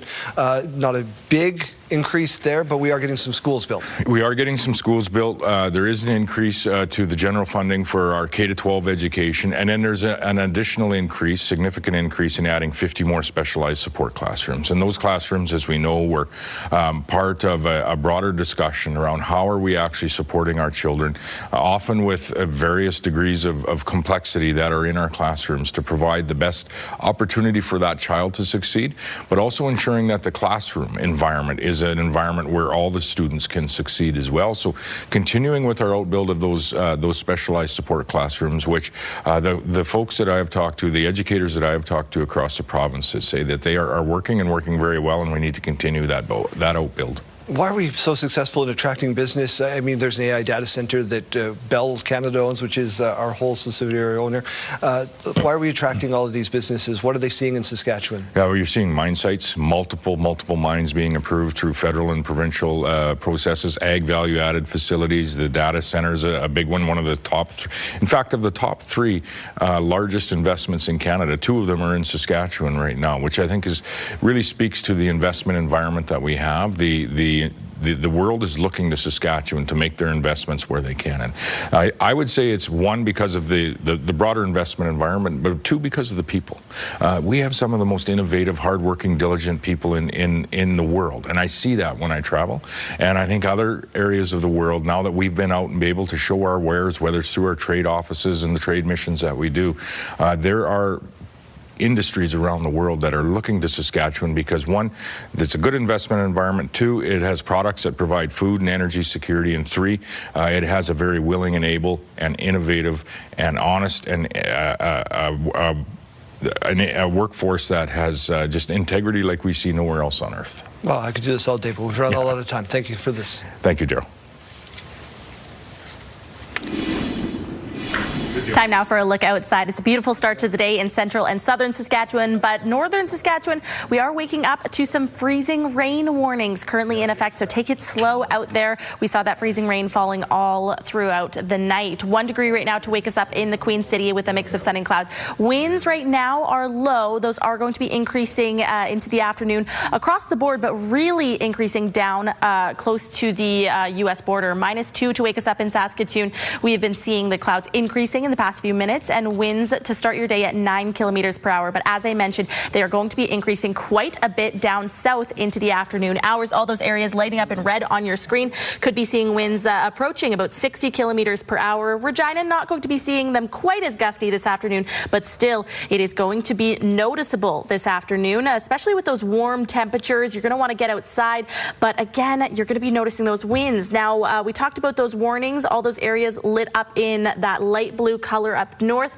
That is where we're waking up to those freezing rain warnings this morning. You see that purple color over in Alberta. That's a wind warning. Futurecast showing starting with what's current right now, where that system is at. So we've been seeing the flurries expanding a little bit across northern Saskatchewan. Again, though, pink and green, that's the rain and the freezing rain. Into the later parts of the afternoon, we see a lot of that system moving off into Manitoba, but still far, far up north, seeing some of those flurries and some more rain coming in from Alberta, impacting areas around Prince Albert and Saskatoon into the later parts of the day. This is at about 10:45 p.m., but it could start sooner. Areas between Regina and Yorkton could also be seeing some of that rain overnight.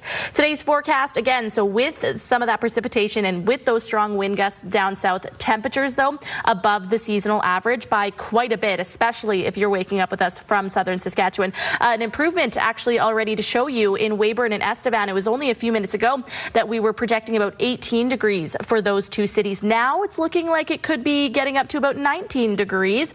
18 for Swift Current and Moose Jaw, 17 degrees for Regina. Cooler through central Saskatchewan, 7 degrees for Saskatoon, 6 degrees for Prince Albert, and 8 degrees for the Battlefords. A lot of precipitation in our 7-day forecast in both Regina and Saskatoon, including some rain on the way for Regina tomorrow late into the day. 2 degrees on Saturday and 4 degrees on Sunday. Both days expecting some flurries later on in the day. In Saskatoon, dropping down to 3 degrees tomorrow with that wintry mix. -4 on Saturday with some flurries carrying on into Sunday, 1 degree.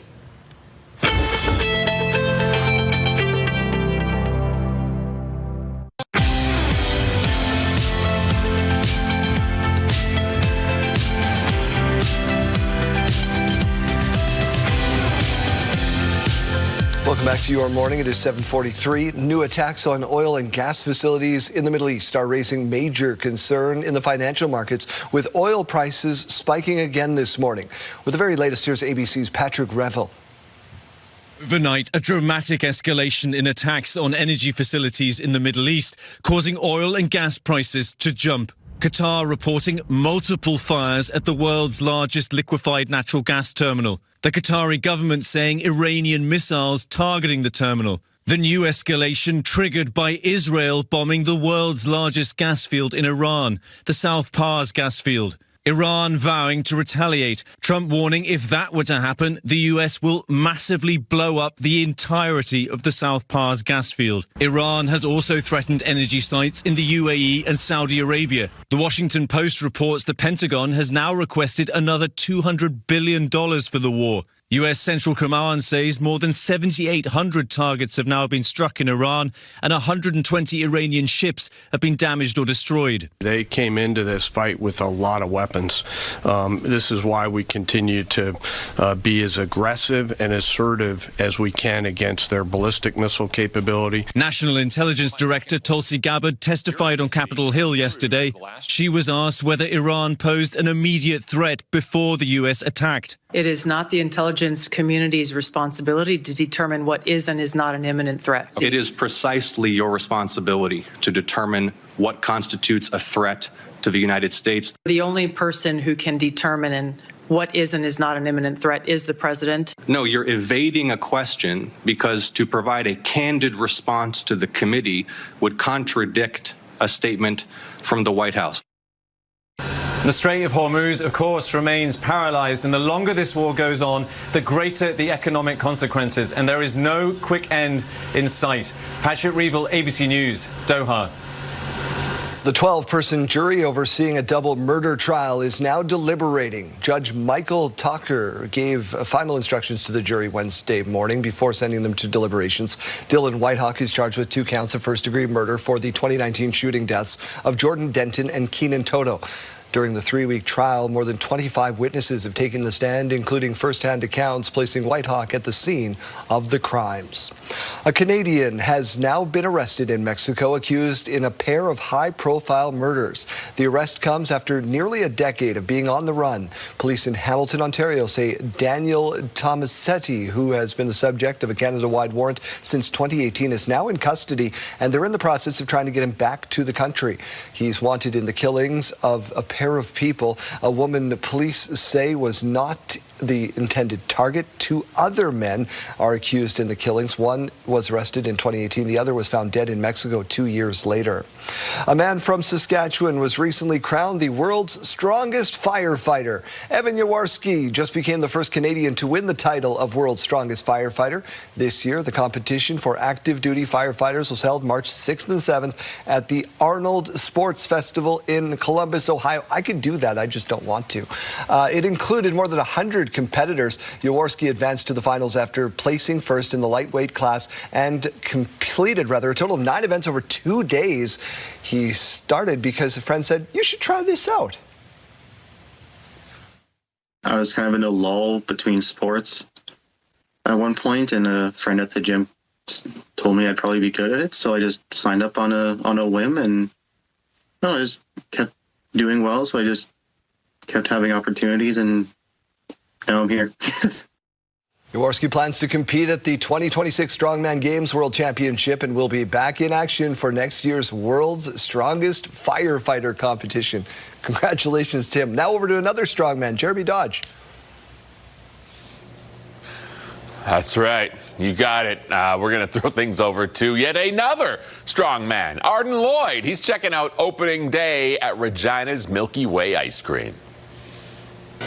I'm here at the Milky Way ahead of opening day for the 2026 season. I'm here with Darren Bolt.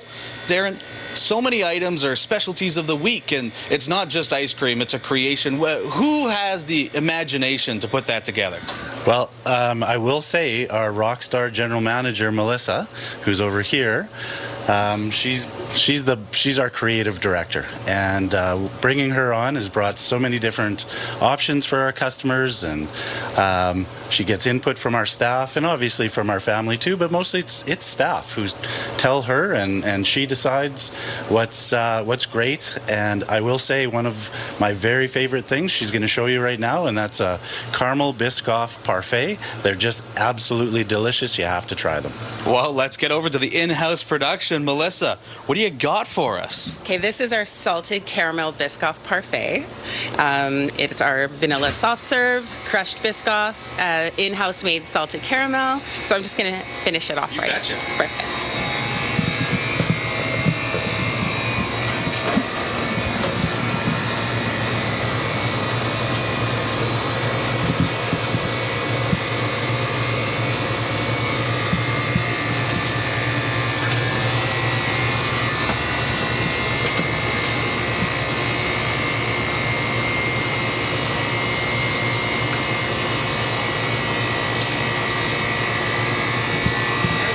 That looks divine. Absolutely tremendous. That's what you can get when it's plus 15 this afternoon for a hot opening day for the Milky Way. Just absolutely brilliant to come down here and get a little bit of not just sweet treat, but a full creation. I must be very proud. Absolutely. I love working here. It's amazing. The Bolts and the Klippensteins are incredible people, and I'm so blessed to work here. Thank you. Well, it's opening day. Get on down to Victoria Ave for Milky Way.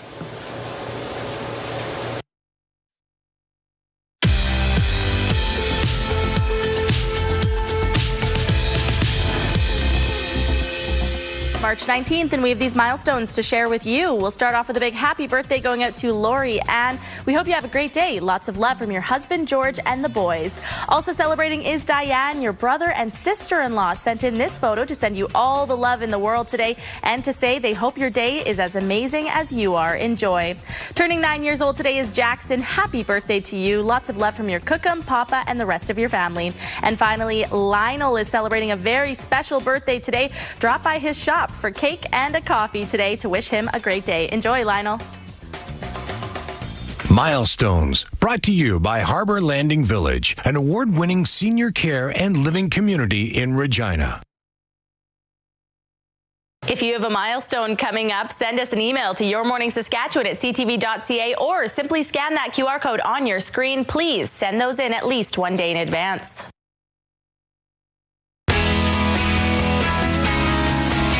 What do you think your bail's going to be set at? Like, reasonably, like, can't get out? You know what? I think it's going to start off high. Okay. And then I'm not going to reach it. And then they're just going to get annoyed with me. Yeah. And they're like, you know what? We're just going to maybe leave the cell door open. And if you wander out. The weirdest thing happened to me today, Chase. My phone died. You can't even call me. Weird. Oh, that's... Yeah. Shoot. Yeah. Well, you have access to a computer right now, nope, though. Broke that too, just a second ago. Shoved it off the desk. Technology. What are you going to do? No donations for those for that me. have a phone or a computer or any form of technology, ReginaCrimeStoppers.ca to get that bail money going for you this morning. And then also coming up, we're going to be giving away $500 with our daily winner for the $50K big payday after 8 o'clock. And 2, we'll get you your song of the day for the March to Country Thunder. That is at 8:20. We'll let you know what song today could hook you up with some weekend passes with a chance to upgrade those to platinum.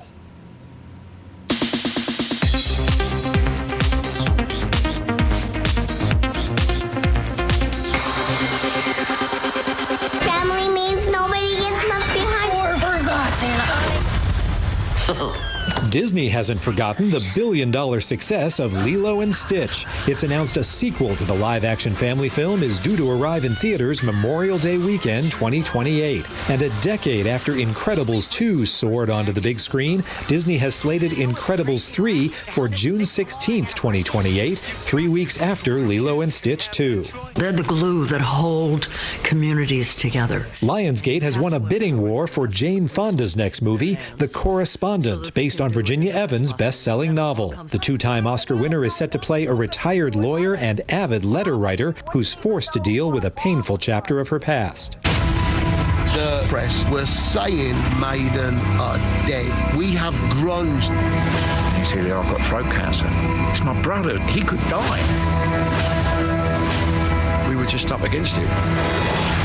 And I like that. That's a challenge. Iron Maiden, Burning Ambition features the heavy metal legends reflecting on their half-century of music. The official trailer just debuted. The documentary arrives in theaters for a limited run May 7th. Hanging with Eddie in Hollywood, I'm David Daniel.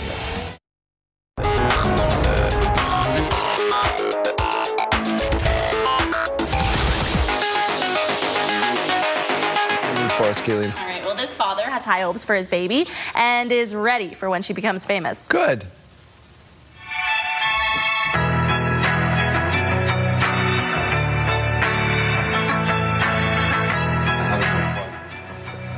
So He's taking pictures of her posing with every sporting item just in case she becomes a famous athlete and they make a documentary of her. He's got all his bases covered, from soccer to basketball, tennis, baseball, etc., etc. I saw one similar the other day like this. That was like my husband, after finding out that there are so many unused scholarships in the States, as a baby just swinging a club. Yeah, so I learned I need to know if there's also golf scholarships for girls in Canada that go unused, because I know in the States, but I would love to get my daughter in golf. Oh, I thought you were going to take up golf suddenly. No, not me. I mean, I'm still paying off my student loans. It's too late. Too late for you now. Yeah. You know, she can go south. That's right? true. Yeah. Yeah, but Canada. American education. Canada. Just worked out okay for some Yeah, people. AI can be used in different ways. This mom chooses to create with it.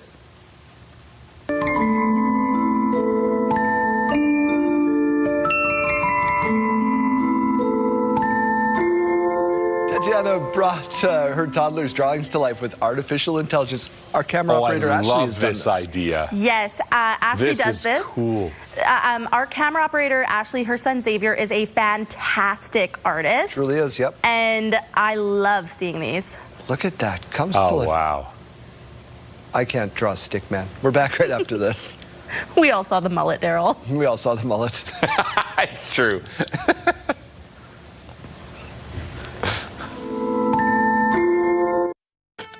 It's Thursday, March 19th. You have to kind of live within means, and I can't get groceries because my bills are too high and they're still rising. Saskatchewan reporting an $819 million deficit for the upcoming year. Charges stayed. CTV News has confirmed charges against the self-proclaimed Queen of Canada, Romana Didelot, have been stayed. She was scheduled to be in court yesterday.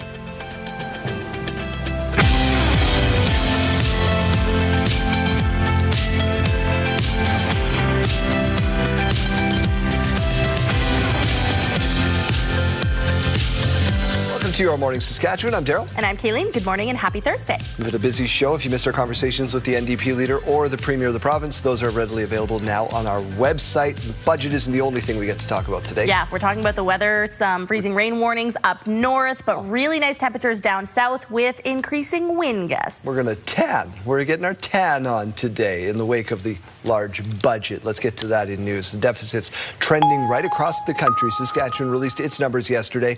The Premier already warned of a deficit, but how big could it be? Alison Bamford reports. Global turmoil and trade uncertainty continuing to impact provincial finances. And today, Saskatchewan proved it's not immune. The province projecting an $819 million deficit for the upcoming year, with a target to balance the books in 4 years. We had a choice: raise taxes, cut services, or protect Saskatchewan. We chose to protect Saskatchewan. Despite the deficit, the budget lays out increased spending in healthcare, along with some affordability measures. To help reduce expenses, the province plans to cut the public service workforce by 3%, about 600 jobs, over the next 2 years. And it certainly will not result in a pink slip to anyone in the government. This is going to be controlled through retirements, through attrition, through vacancy management. There's absolutely nothing in this budget to help people who are already struggling with the cost of living. The province plans to lower income taxes while not raising any other taxes. But rate hikes for some Crown corporations were announced earlier in the year, targeting power bills and car insurance. You have to kind of live within means, and I can't get groceries because my bills are too high and they're still rising. Saskatchewan isn't as deep in the red as its western counterparts, projecting a per capita deficit that's about 1/3 of Alberta's and 1/4 of BC's. But that doesn't mean there isn't worry. We don't have many years of borrowing at the rate that we're doing this year before that starts to become a problem. Political scientists say Saskatchewan's budget does not account for the volatility in oil prices or the conflict in the Middle East, which means finances could change as the year plays out. Alison Bamford, CTV News, Saskatoon. Well, the province is building on many previously announced initiatives in its $4.6 billion budget for education. But those working inside classrooms while we're expecting a little more funding for the circumstances families are facing right now. Keenan Sorokhan reports. I think it's pretty terrible, honestly. A modest increase to the education sector isn't getting a passing grade from Saskatchewan educators. It leaves students completely out. There is nothing in there that is going to protect their classrooms or support them going into the future. 27 school divisions will share an additional $62 million of funding, which represents a 2.6% increase. And while these school divisions appreciate every dollar, this money isn't inspiring additional programming or initiatives. Sean Davidson says most schools in Saskatchewan are older than he is, and they need a lot of maintenance to keep the doors open. This budget doesn't see any further investment in that area, and we were really looking for at least some enhancement in that preventative maintenance and renewal funding, and we didn't get any of that today. So that's probably the most disappointing part. Given the pressures on this budget, the province says the overall 2% increase this year represents much larger increases seen over the last 2 years, and the need for funding to be sustainable long term. With previous increases over the past 2 years in previous budgets of 8.8% and 8.4%, we're looking at about a 20%, approximate 20% increase to school operating in the past 3 years. The province is moving ahead with 3 projects, all outside major cities. The Martensville-Warman area will get a joint-use middle and high school. Shellbrook will consolidate its elementary and high schools, and a major renovation is planned in Esterhazy. But the opposition feels this budget is ignoring larger concerns. We've got hundreds of schools in this province that are falling apart and many more that are bursting at the seams. Private independent schools in Saskatchewan will not be getting an increase in funding. The $23 million is the same as last year's budget based on lower than expected enrollment. Keenan Sorokhan, CTV News, Saskatoon. Let's turn our attention to Jeremy Dodge in Saskatoon. The Saskatoon Fire Department seeing an uptick in a certain type of fire. Yeah, fires sparked by lithium-ion batteries, Daryl. It's creating new challenges for the way fires are fought. As Hallie Mandrick reports, it comes after a local business was destroyed because of a faulty e-bike battery. This is what's left of Bolt Mobile's Battery Boys location on Circle Drive after a faulty e-bike battery sparked a blaze that caused $1.5 million worth of damage. When you see your flagship location go up in flames, it's never a good feeling.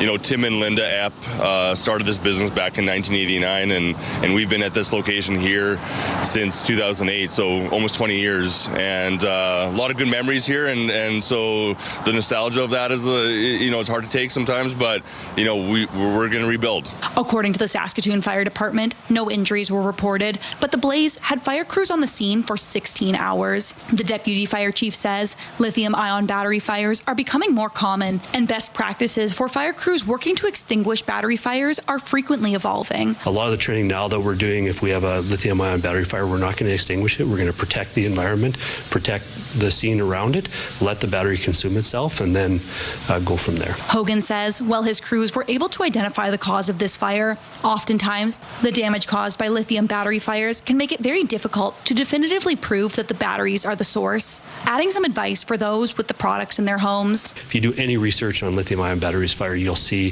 the trend that's going on around the world. So that's why we're, when we talk about it, use the correct battery, use the correct charger, make sure the battery's in good shape. If there's any issues, don't charge it and take it to an authorized service center. For the Bolt Mobile team, they still have 3 other locations operating in Saskatoon, and Kinderchuk says the goal is to eventually reopen their flagship store. Thanks again to the Saskatoon community for all the support. Our whole motto around Bolt Mobile is little perks, big difference, and we hope you guys come back and see us at those other locations that we're currently open at, and hopefully we're back here soon. Hallie Mandrick, CTV News, Saskatoon. Well, Daryl, charges against the self-proclaimed Queen of Canada have been stayed. Yeah, Jeremy, a lot of people following this one. The Crown has decided to rest its charges. We turn things over to Sierra D'Souza Butts with why. The Crown will no longer be pursuing its case against the self-proclaimed Queen of Canada, Romana Didulo, as the charges against her have been stayed. Didulo was set to make an appearance at Swift Current Provincial Court on Wednesday morning. Following her September arrest in Richmond, the leader of the so-called Kingdom of Canada was charged with 1 count of failure to comply with undertaking conditions and 1 count of intimidation of a justice system participant. After making her first court appearance, she was granted bail with more than a dozen conditions, including no direct or indirect contact with Ricky Mans, the owner of the decommissioned school in Richmond, which Didulo's Kingdom of Canada group had been occupying since 2023. A change in Crown prosecutors on the case was made earlier this year. As a result, Didulo's preliminary hearing was delayed from March 2nd to April 13th.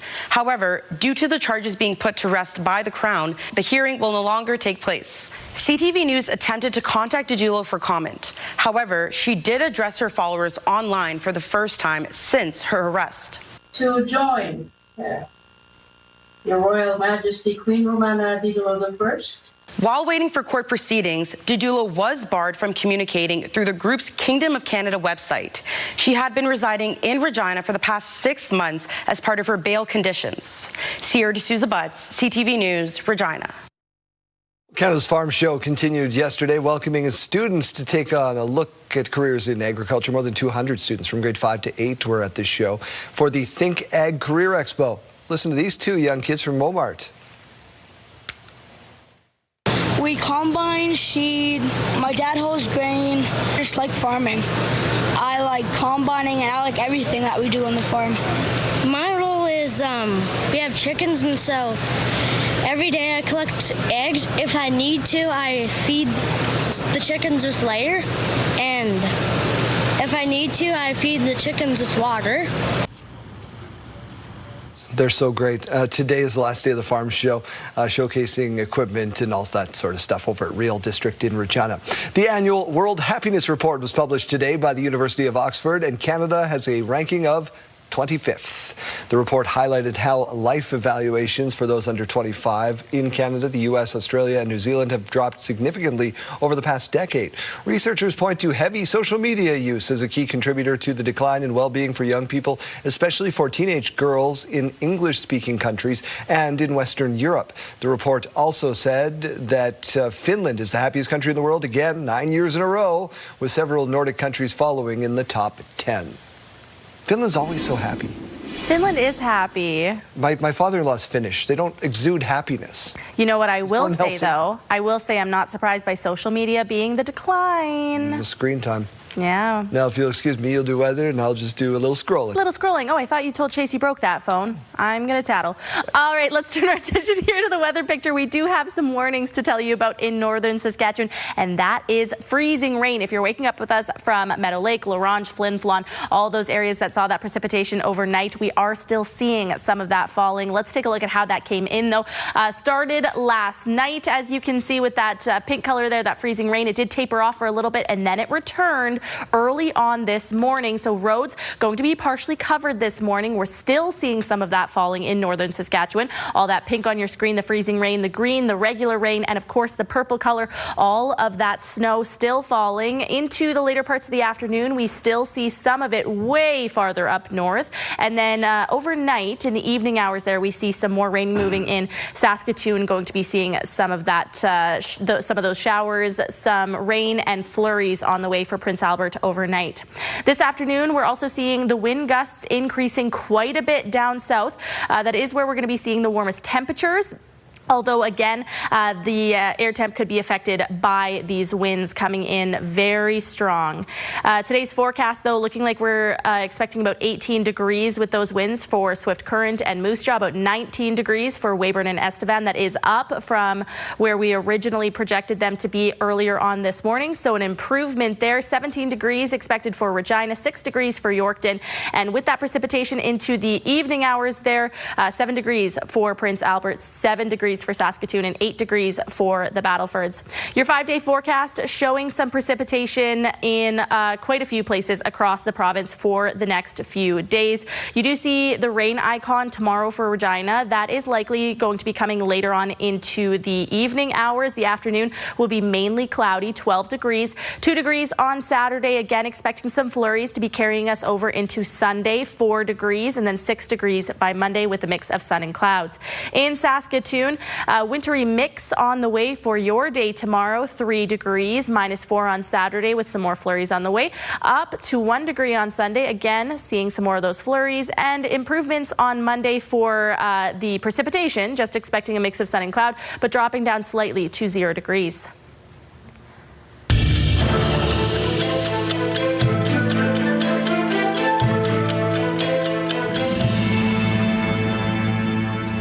On this day in history, March 19, 2004, a court of appeal ruling legalized same-sex marriage in Quebec.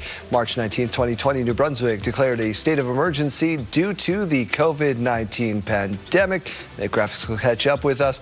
March 19, 1885. Let's go ahead to that one. These graphics are all wrong. Let's skip ahead to our In Case You Missed It segment.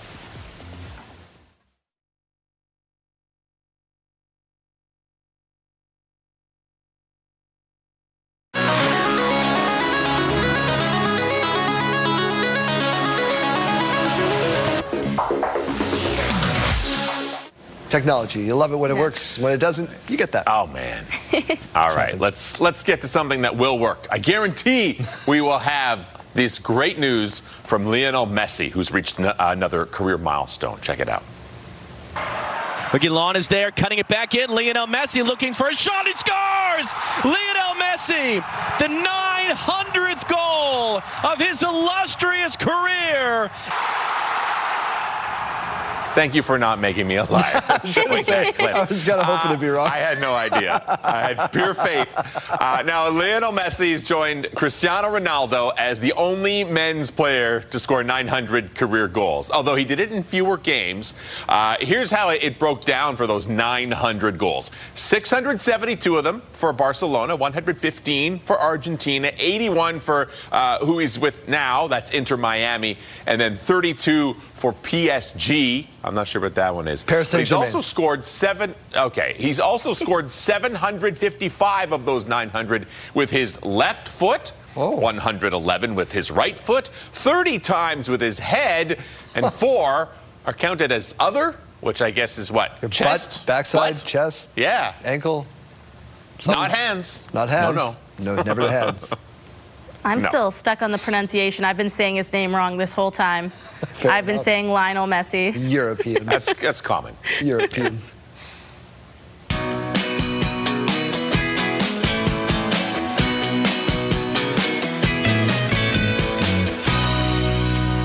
Jeremy, here's where the divide really sucks for you. We've got ice cream here now because Arden Lloyd has been on location. So we have ice cream. And by the time we ship it to you, it ain't going to make it. 2 flavors. I say we try anyway. Yeah. Where's your faith? We can put it in the mail. We can put it in the post. Can you imagine you get an envelope and you're just sucking it out of a straw. We'll address it to Lisa Ford. Yeah. What is your favorite ice cream flavor? That's our question of the day. Everybody says Tiger ice cream because they want to agree with me and gouge you just a little bit. There was one single person that said no Tiger ice cream. Thank you to Lois. You're my favorite viewer of the day. Lois says I like Hero ice cream instead. Lynn from Regina saying pistachio ice cream is my favorite. Good news for you, Lynn. Yeah. That is the flavor of the day on opening day at Milky Way. What is Hero ice cream? I don't know, actually. I don't know either. I'm going to Google while you talk. Google. Okay, I think is there cookie? I think it's a cookie. I hope so. That sounds good. Margie saying butter pecan, which one of my favorites. That's a really good flavor. Good choice, Margie. Lori saying chocolate peanut butter ice cream and Tiger. So in Milky Way, they call it superhero ice cream. It's yellow, blue, and red ice cream mixed. Oh, okay. That's what it is. So is it banana and... Sure. The flavors taste like red. Okay. Like red Ask my 4 4-year-old. Ask my 4-year-old. What does blue taste like? Blue. It'll get your kids all hopped up on sugar. Yeah. Lori saying I could eat any ice cream, but my favorite would be maple walnut. Another great choice. French vanilla. It's one of those classics, but yeah, it goes with everything. Some nice pie. Yeah. Bob saying Tiger. Dorothy saying have to go with strawberry banana ice cream as my favorite. Delicious choice there. Haley saying Rocky Road. Another answer coming in saying Chapman's Black Cherry or Chapman's Wolf Pass, which is Very vanilla specific. chocolate with Reese's peanut butter cups mixed in. Now that sounds delicious. And Donna finally saying chocolate or butter pecan. You know what, Jeremy? We'd love to stay and chat, but we have ice cream to attend to, so we'll see. Yeah, all right. Go enjoy it. Bye.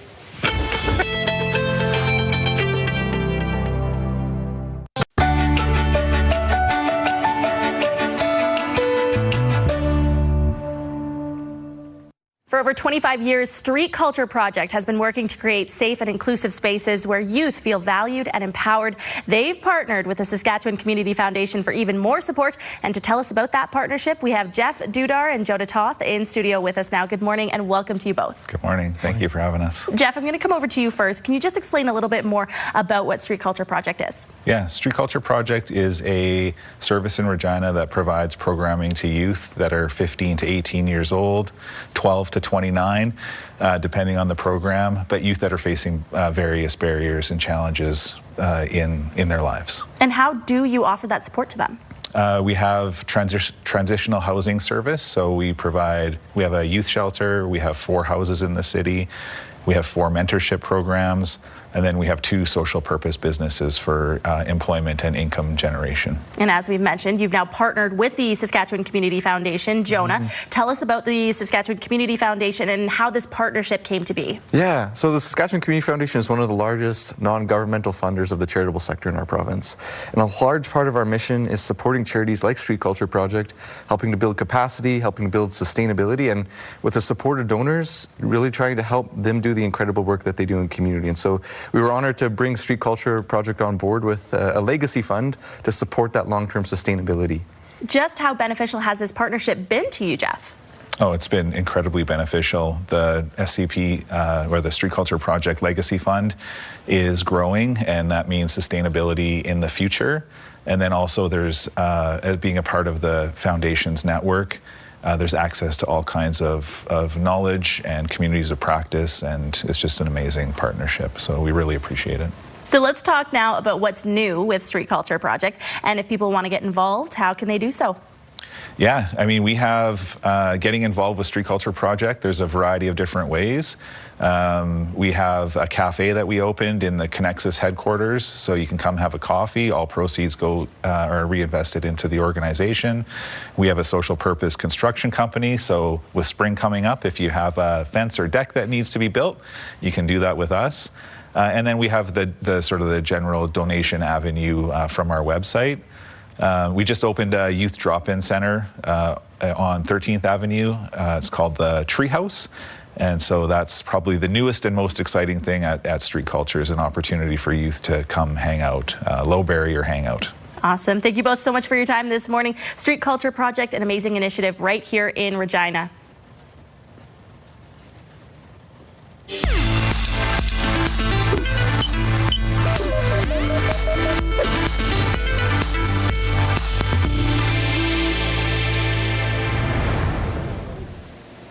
For those living with a common but often overlooked neurological condition, there is new hope. A Saskatoon woman is turning her own diagnosis into support for others across Canada. Carla Shinkaruk reports. At her computer in Saskatoon, Kim Lamarant is building something she wished she had a year ago when she was diagnosed with functional neurological disorder, or FND. It's where the brain signals get mixed up, so they don't receive or send out the signals properly.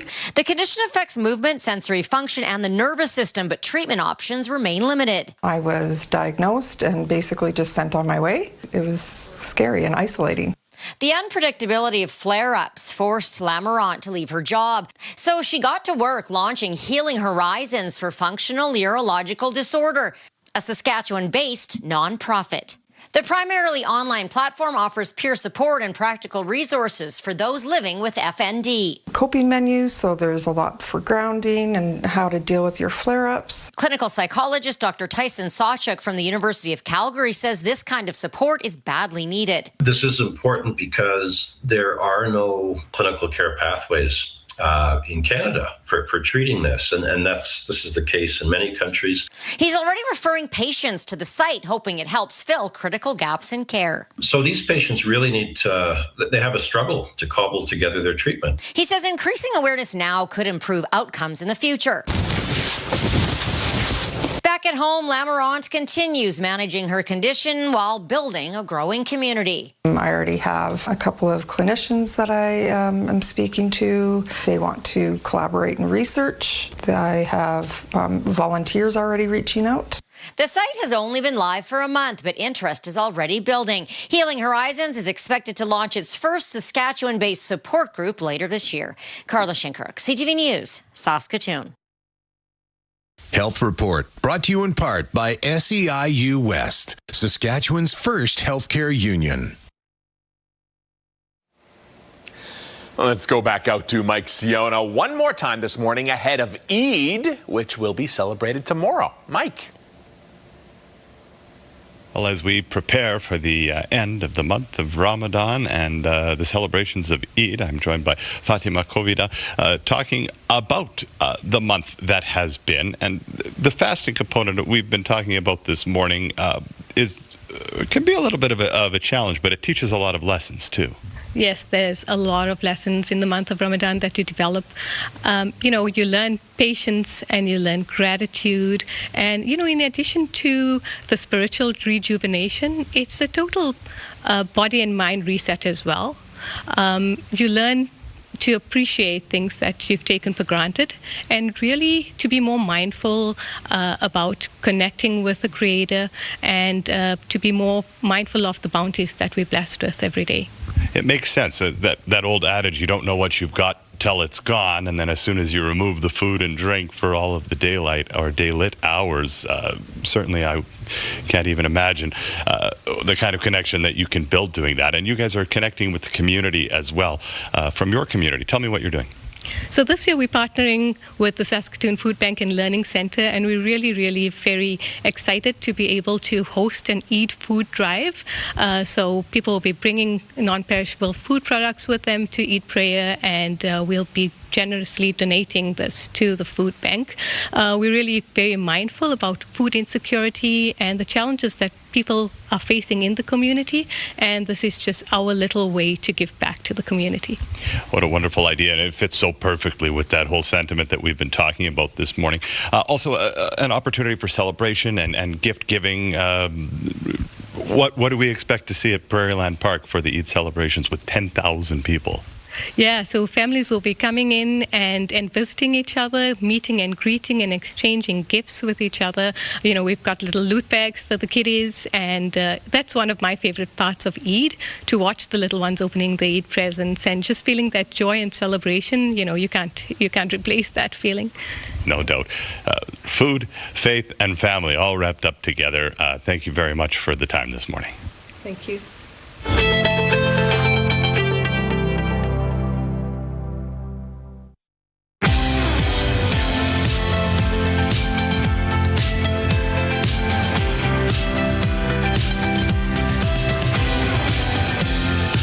Just after 8:30, Tassé, welcome back to Your Morning. Most of Saskatchewan's budget is going to healthcare as the province tries to improve access and cut wait times, in part by hiring more staff. But some say the focus should be on incentivizing the workforce we already have. Laura Woodward reports. Health is the largest expenditure in the province's budget, with record funding of $8.5 billion.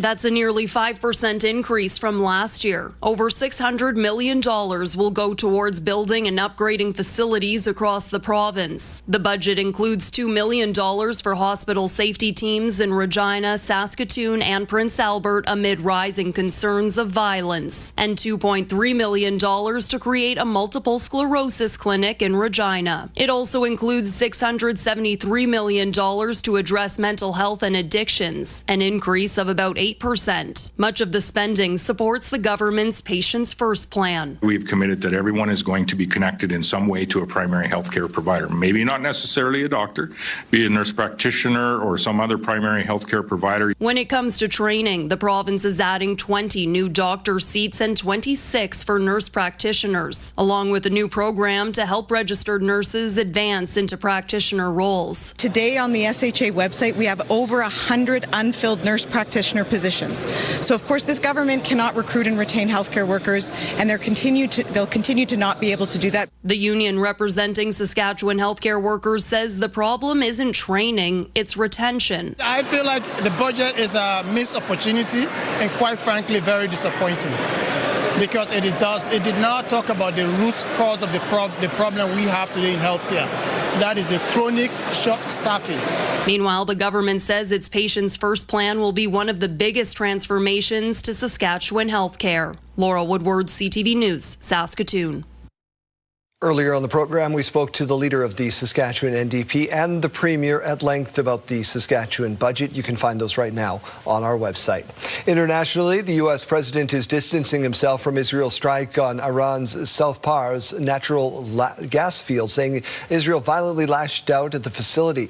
President Trump says the United States did not know anything about Israel's strike on Iran's gas field, which is the largest in the world. Trump also warning Iran not to strike its neighbors in retaliation.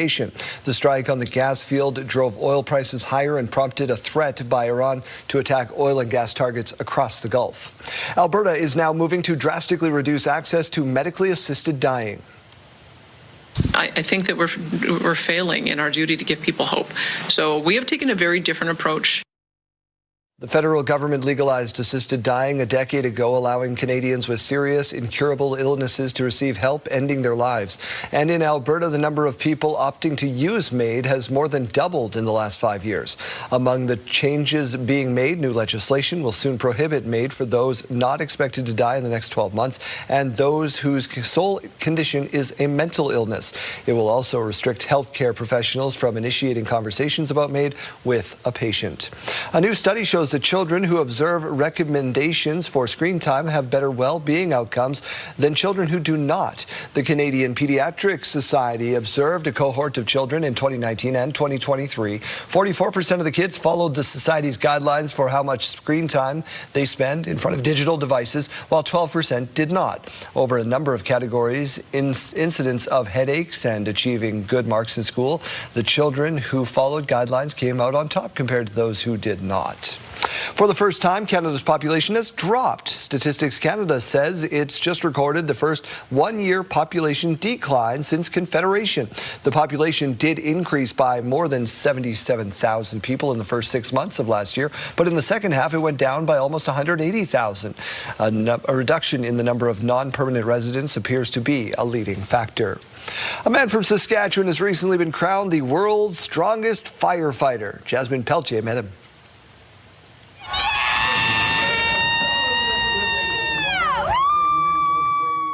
Evan Jaworski just became the first Canadian to win the title of World's Strongest Firefighter. You spend so much time preparing for, maybe 5 minutes of work over competition time. And when it pays off at the end of the day, it's pretty satisfying. This year, the competition for active duty firefighters was held March 6th and 7th at the Arnold Sports Festival in Columbus, Ohio, and included more than 100 competitors.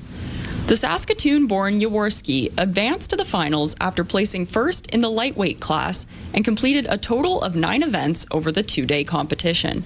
And it's not always just for big guys, right? There's weight classes for a reason. There's a ton of weight class athletes in Canada. I'm the first lightweight to win the World's Strongest Firefighter title. One of the events in the finals required Jaworski to pull a fire truck 50 feet.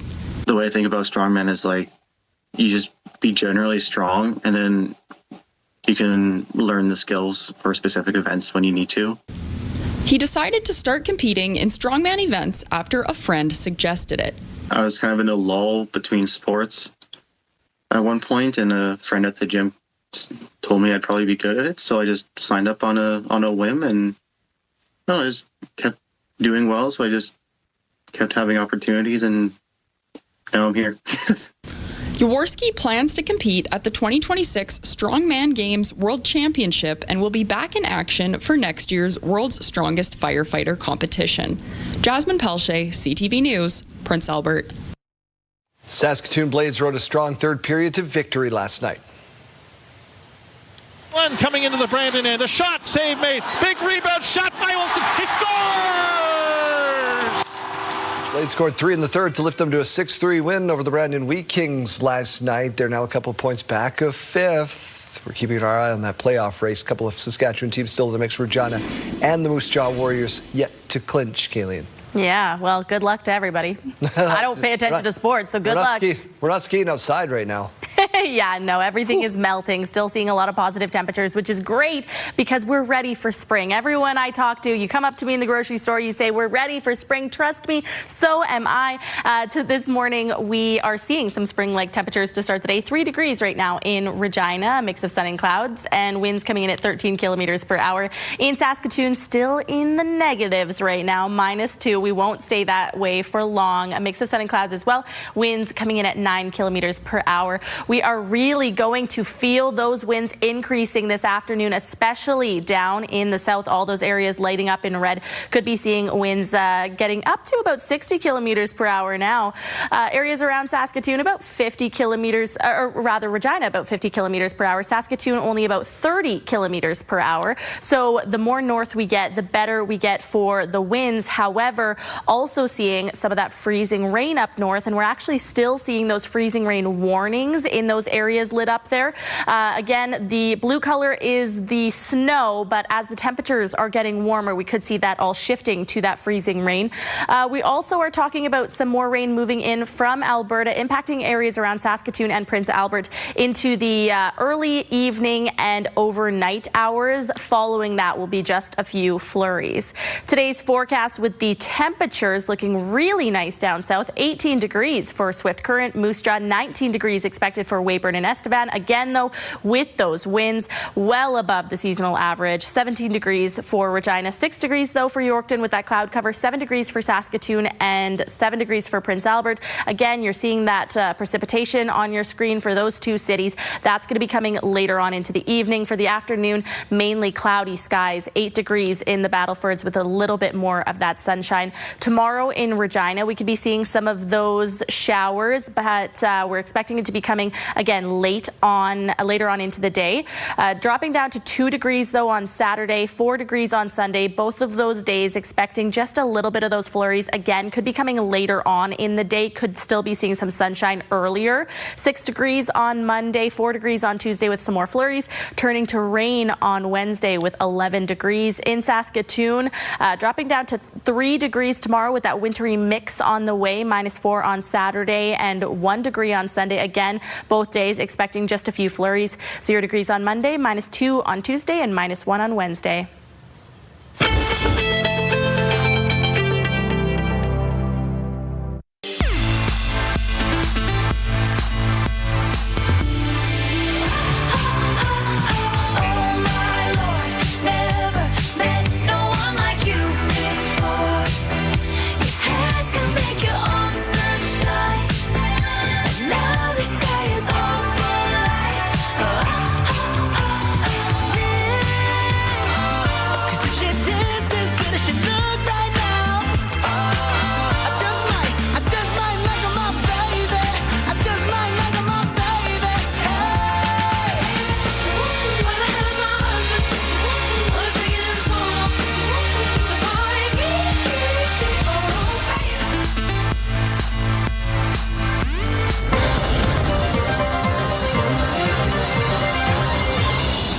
The Saskatchewan Teachers Federation and school boards voicing their displeasure around the $4.6 billion dedicated to education in the provincial budget. Samantha Beacott is the president of the STF and joins us live from Lloydminster this morning. Sam, thank you for doing this. Yesterday you said you didn't like this budget very much. You've had a couple hours to cool off. You've had a long drive back to Lloydminster. What do you think about it now? Yeah, I expressed some great concerns yesterday, and those concerns are still there. I mean, the numbers haven't changed, and what we're seeing being provided in this year's education budget is ultimately $33 less per student after we adjust for inflation and use government's predictions for enrollment growths. We've been talking about the challenges that students and teachers experience in classrooms all across our province, and this budget is not going to do anything to address any of those concerns. The NDP leader made that point as well this morning, the decrease in per student funding, but there is an additional $62 million in funding going to school divisions. How is that going to help? That's a really good question, and I know it's a bit confusing because school divisions are getting more money, but when we look at inflation, and school divisions aren't immune from those inflationary pressures, and we look at some of the details that are included within the budget, we predict that there are going to be cuts to services directly impacting classrooms. School divisions, once again, are going to have more challenges trying to allocate the resources that they have without taking away supports for students or without increasing class sizes, and we know that's going to impact students. Sam Bucott is the president of the SDF, joining us live from Lloydminster this morning. Sam, there is a lot of money going towards new schools. There are 3 new schools coming online in the future here in this budget. Those have to be positives for you. Yeah, we know that there are some significant challenges in terms of the infrastructure within education across the province, but at the same time, we can build shiny new schools and that solves some of those pressures within classrooms. But if there aren't teachers in those schools to support students, if there aren't mental health counselors, if there aren't educational psychologists, it still doesn't address the challenges that we've experienced around classroom complexity. So we know, and we've heard the Premier talk about a growing province. We need to ensure that we're planning for that growth, and that comes with those capital investments. But we need the operating funding to ensure that the people, the adults are there in schools to support the diverse needs of students. Do you have a number? Is there a number that would solve the issues that you're talking about here? Well, it's not necessarily a specific number, but we've really been pointing to when we were closer to first in the country for per student funding back in 2015-16 as that benchmark of what we need to see for public education in Saskatchewan. At the same time, we know complexities have only increased since that time. As students' needs have been left behind because the supports aren't available, it just means that things are getting harder in schools. And so that's why we're saying that 2015-16 number should be a baseline of where we're expecting for per student funding.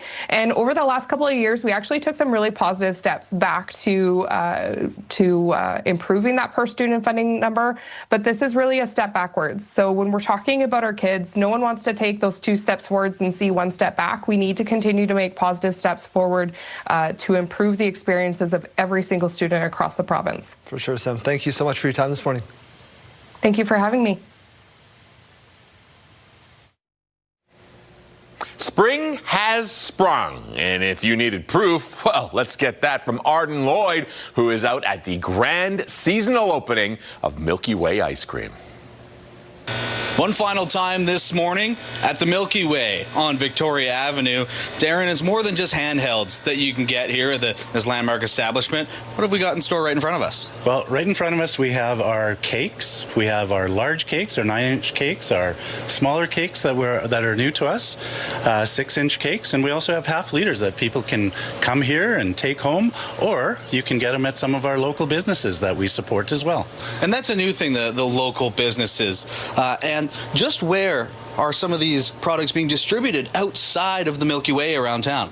There's one in Lakeview Fine Foods and Pilot Butte and Farmer John Pilot Butte and Rosemont Hardware. Terrific. And they're big creations, but it's not just for the artistry that Melissa provides. It's for the customers. Is there any message, Darren, that you have to the people that make Milky Way what it is every year? Yeah, we really want to thank our customers. It makes us very, very proud to often be considered a sign of spring in Regina. Today's going to be a beautiful day, so bring on spring. We're just very, very thankful to be a part of Regina and be a part of the community for 70 years. And we just want to serve a great product to our customers because we really care about our customers, our long-time customers, and our brand-new customers. So if you haven't been here before, come on down. Well, the brand-new customers can look forward to almost a historic day here for Milky Way. And Melissa, you guys have been here since almost its inception. You've been coming all the way since you were a kid.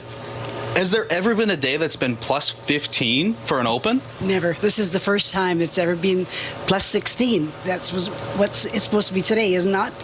Yes, it is. I'm sure Kayleen Sawatsky will have the exact details on just how sweet your treat will have to be consumed before it melts here on opening day at Milky Way.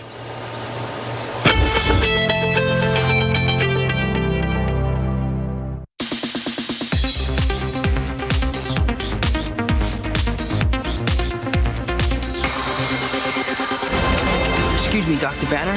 I need your help.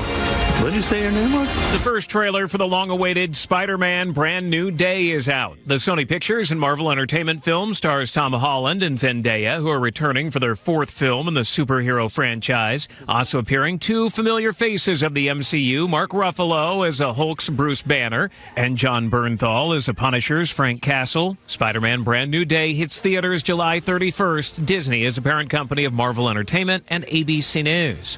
Without sounding stupid, what is a tomato?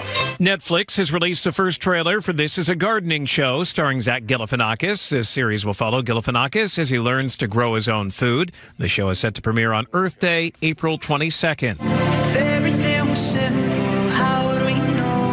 Niall Horan is releasing new music. The former One Direction singer announcing he'll be releasing his fourth solo album called Dinner Party. The album is set to be released on June 5th. And happy birthday to actress Glenn Close. The 8-time Academy Award nominee turned 79 today. That's what's happening in Hollywood. I'm Alex Stone, ABC News.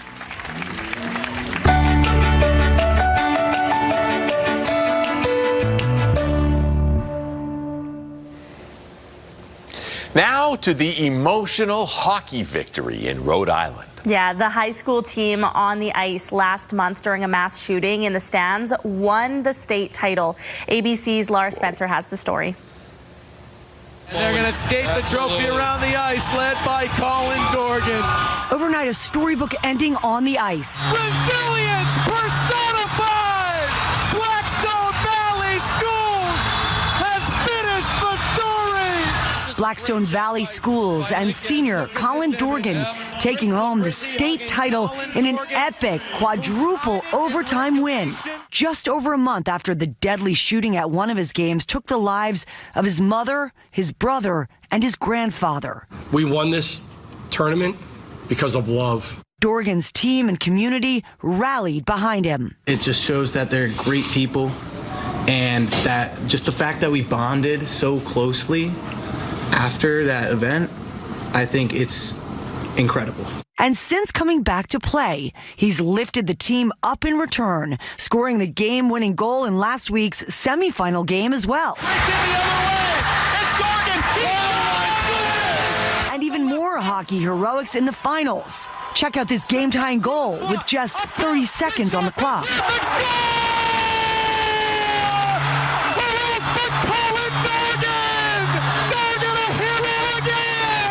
Paving the way for a championship win. First guy with his hands on the trophy, so deserving. Dorgan celebrating with his team and the loved ones whose initials he wore close to his heart through it all. I truly felt it in my heart and my soul that they're still with me. I love them so much, and they're still here, and I know it. Nice. There's somebody watching out for him for sure. Yeah. Nice ending to a terrible situation. Yeah. So, congratulations, Rhode Island hockey teams.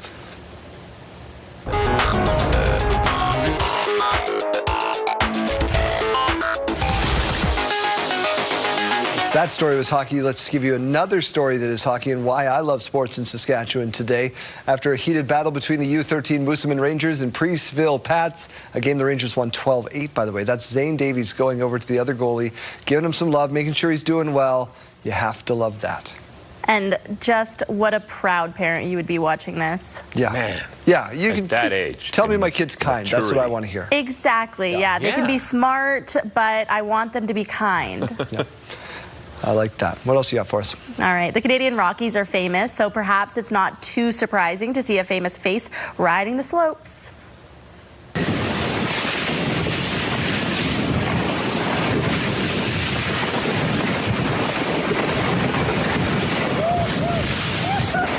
Can't recognize him under that mask. Yes, that is David Beckham. He's been visiting the backcountry at Island Lake Lodge in Fernie, BC with his son Romeo. He recently shared this and a video of the getaway on social media with the caption, "Every year I try to take 4 days in the mountains in British Columbia, one of my favorite places to be." I have to agree.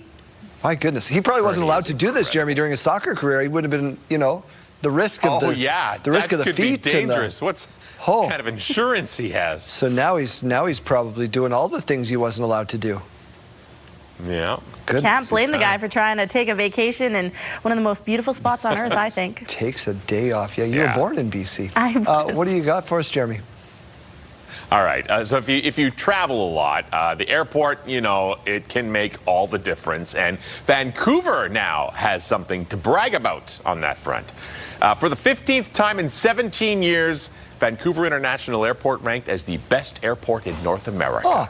So congratulations to them. The 10th in the world as well, which is up 3 spots from last year. So there you go.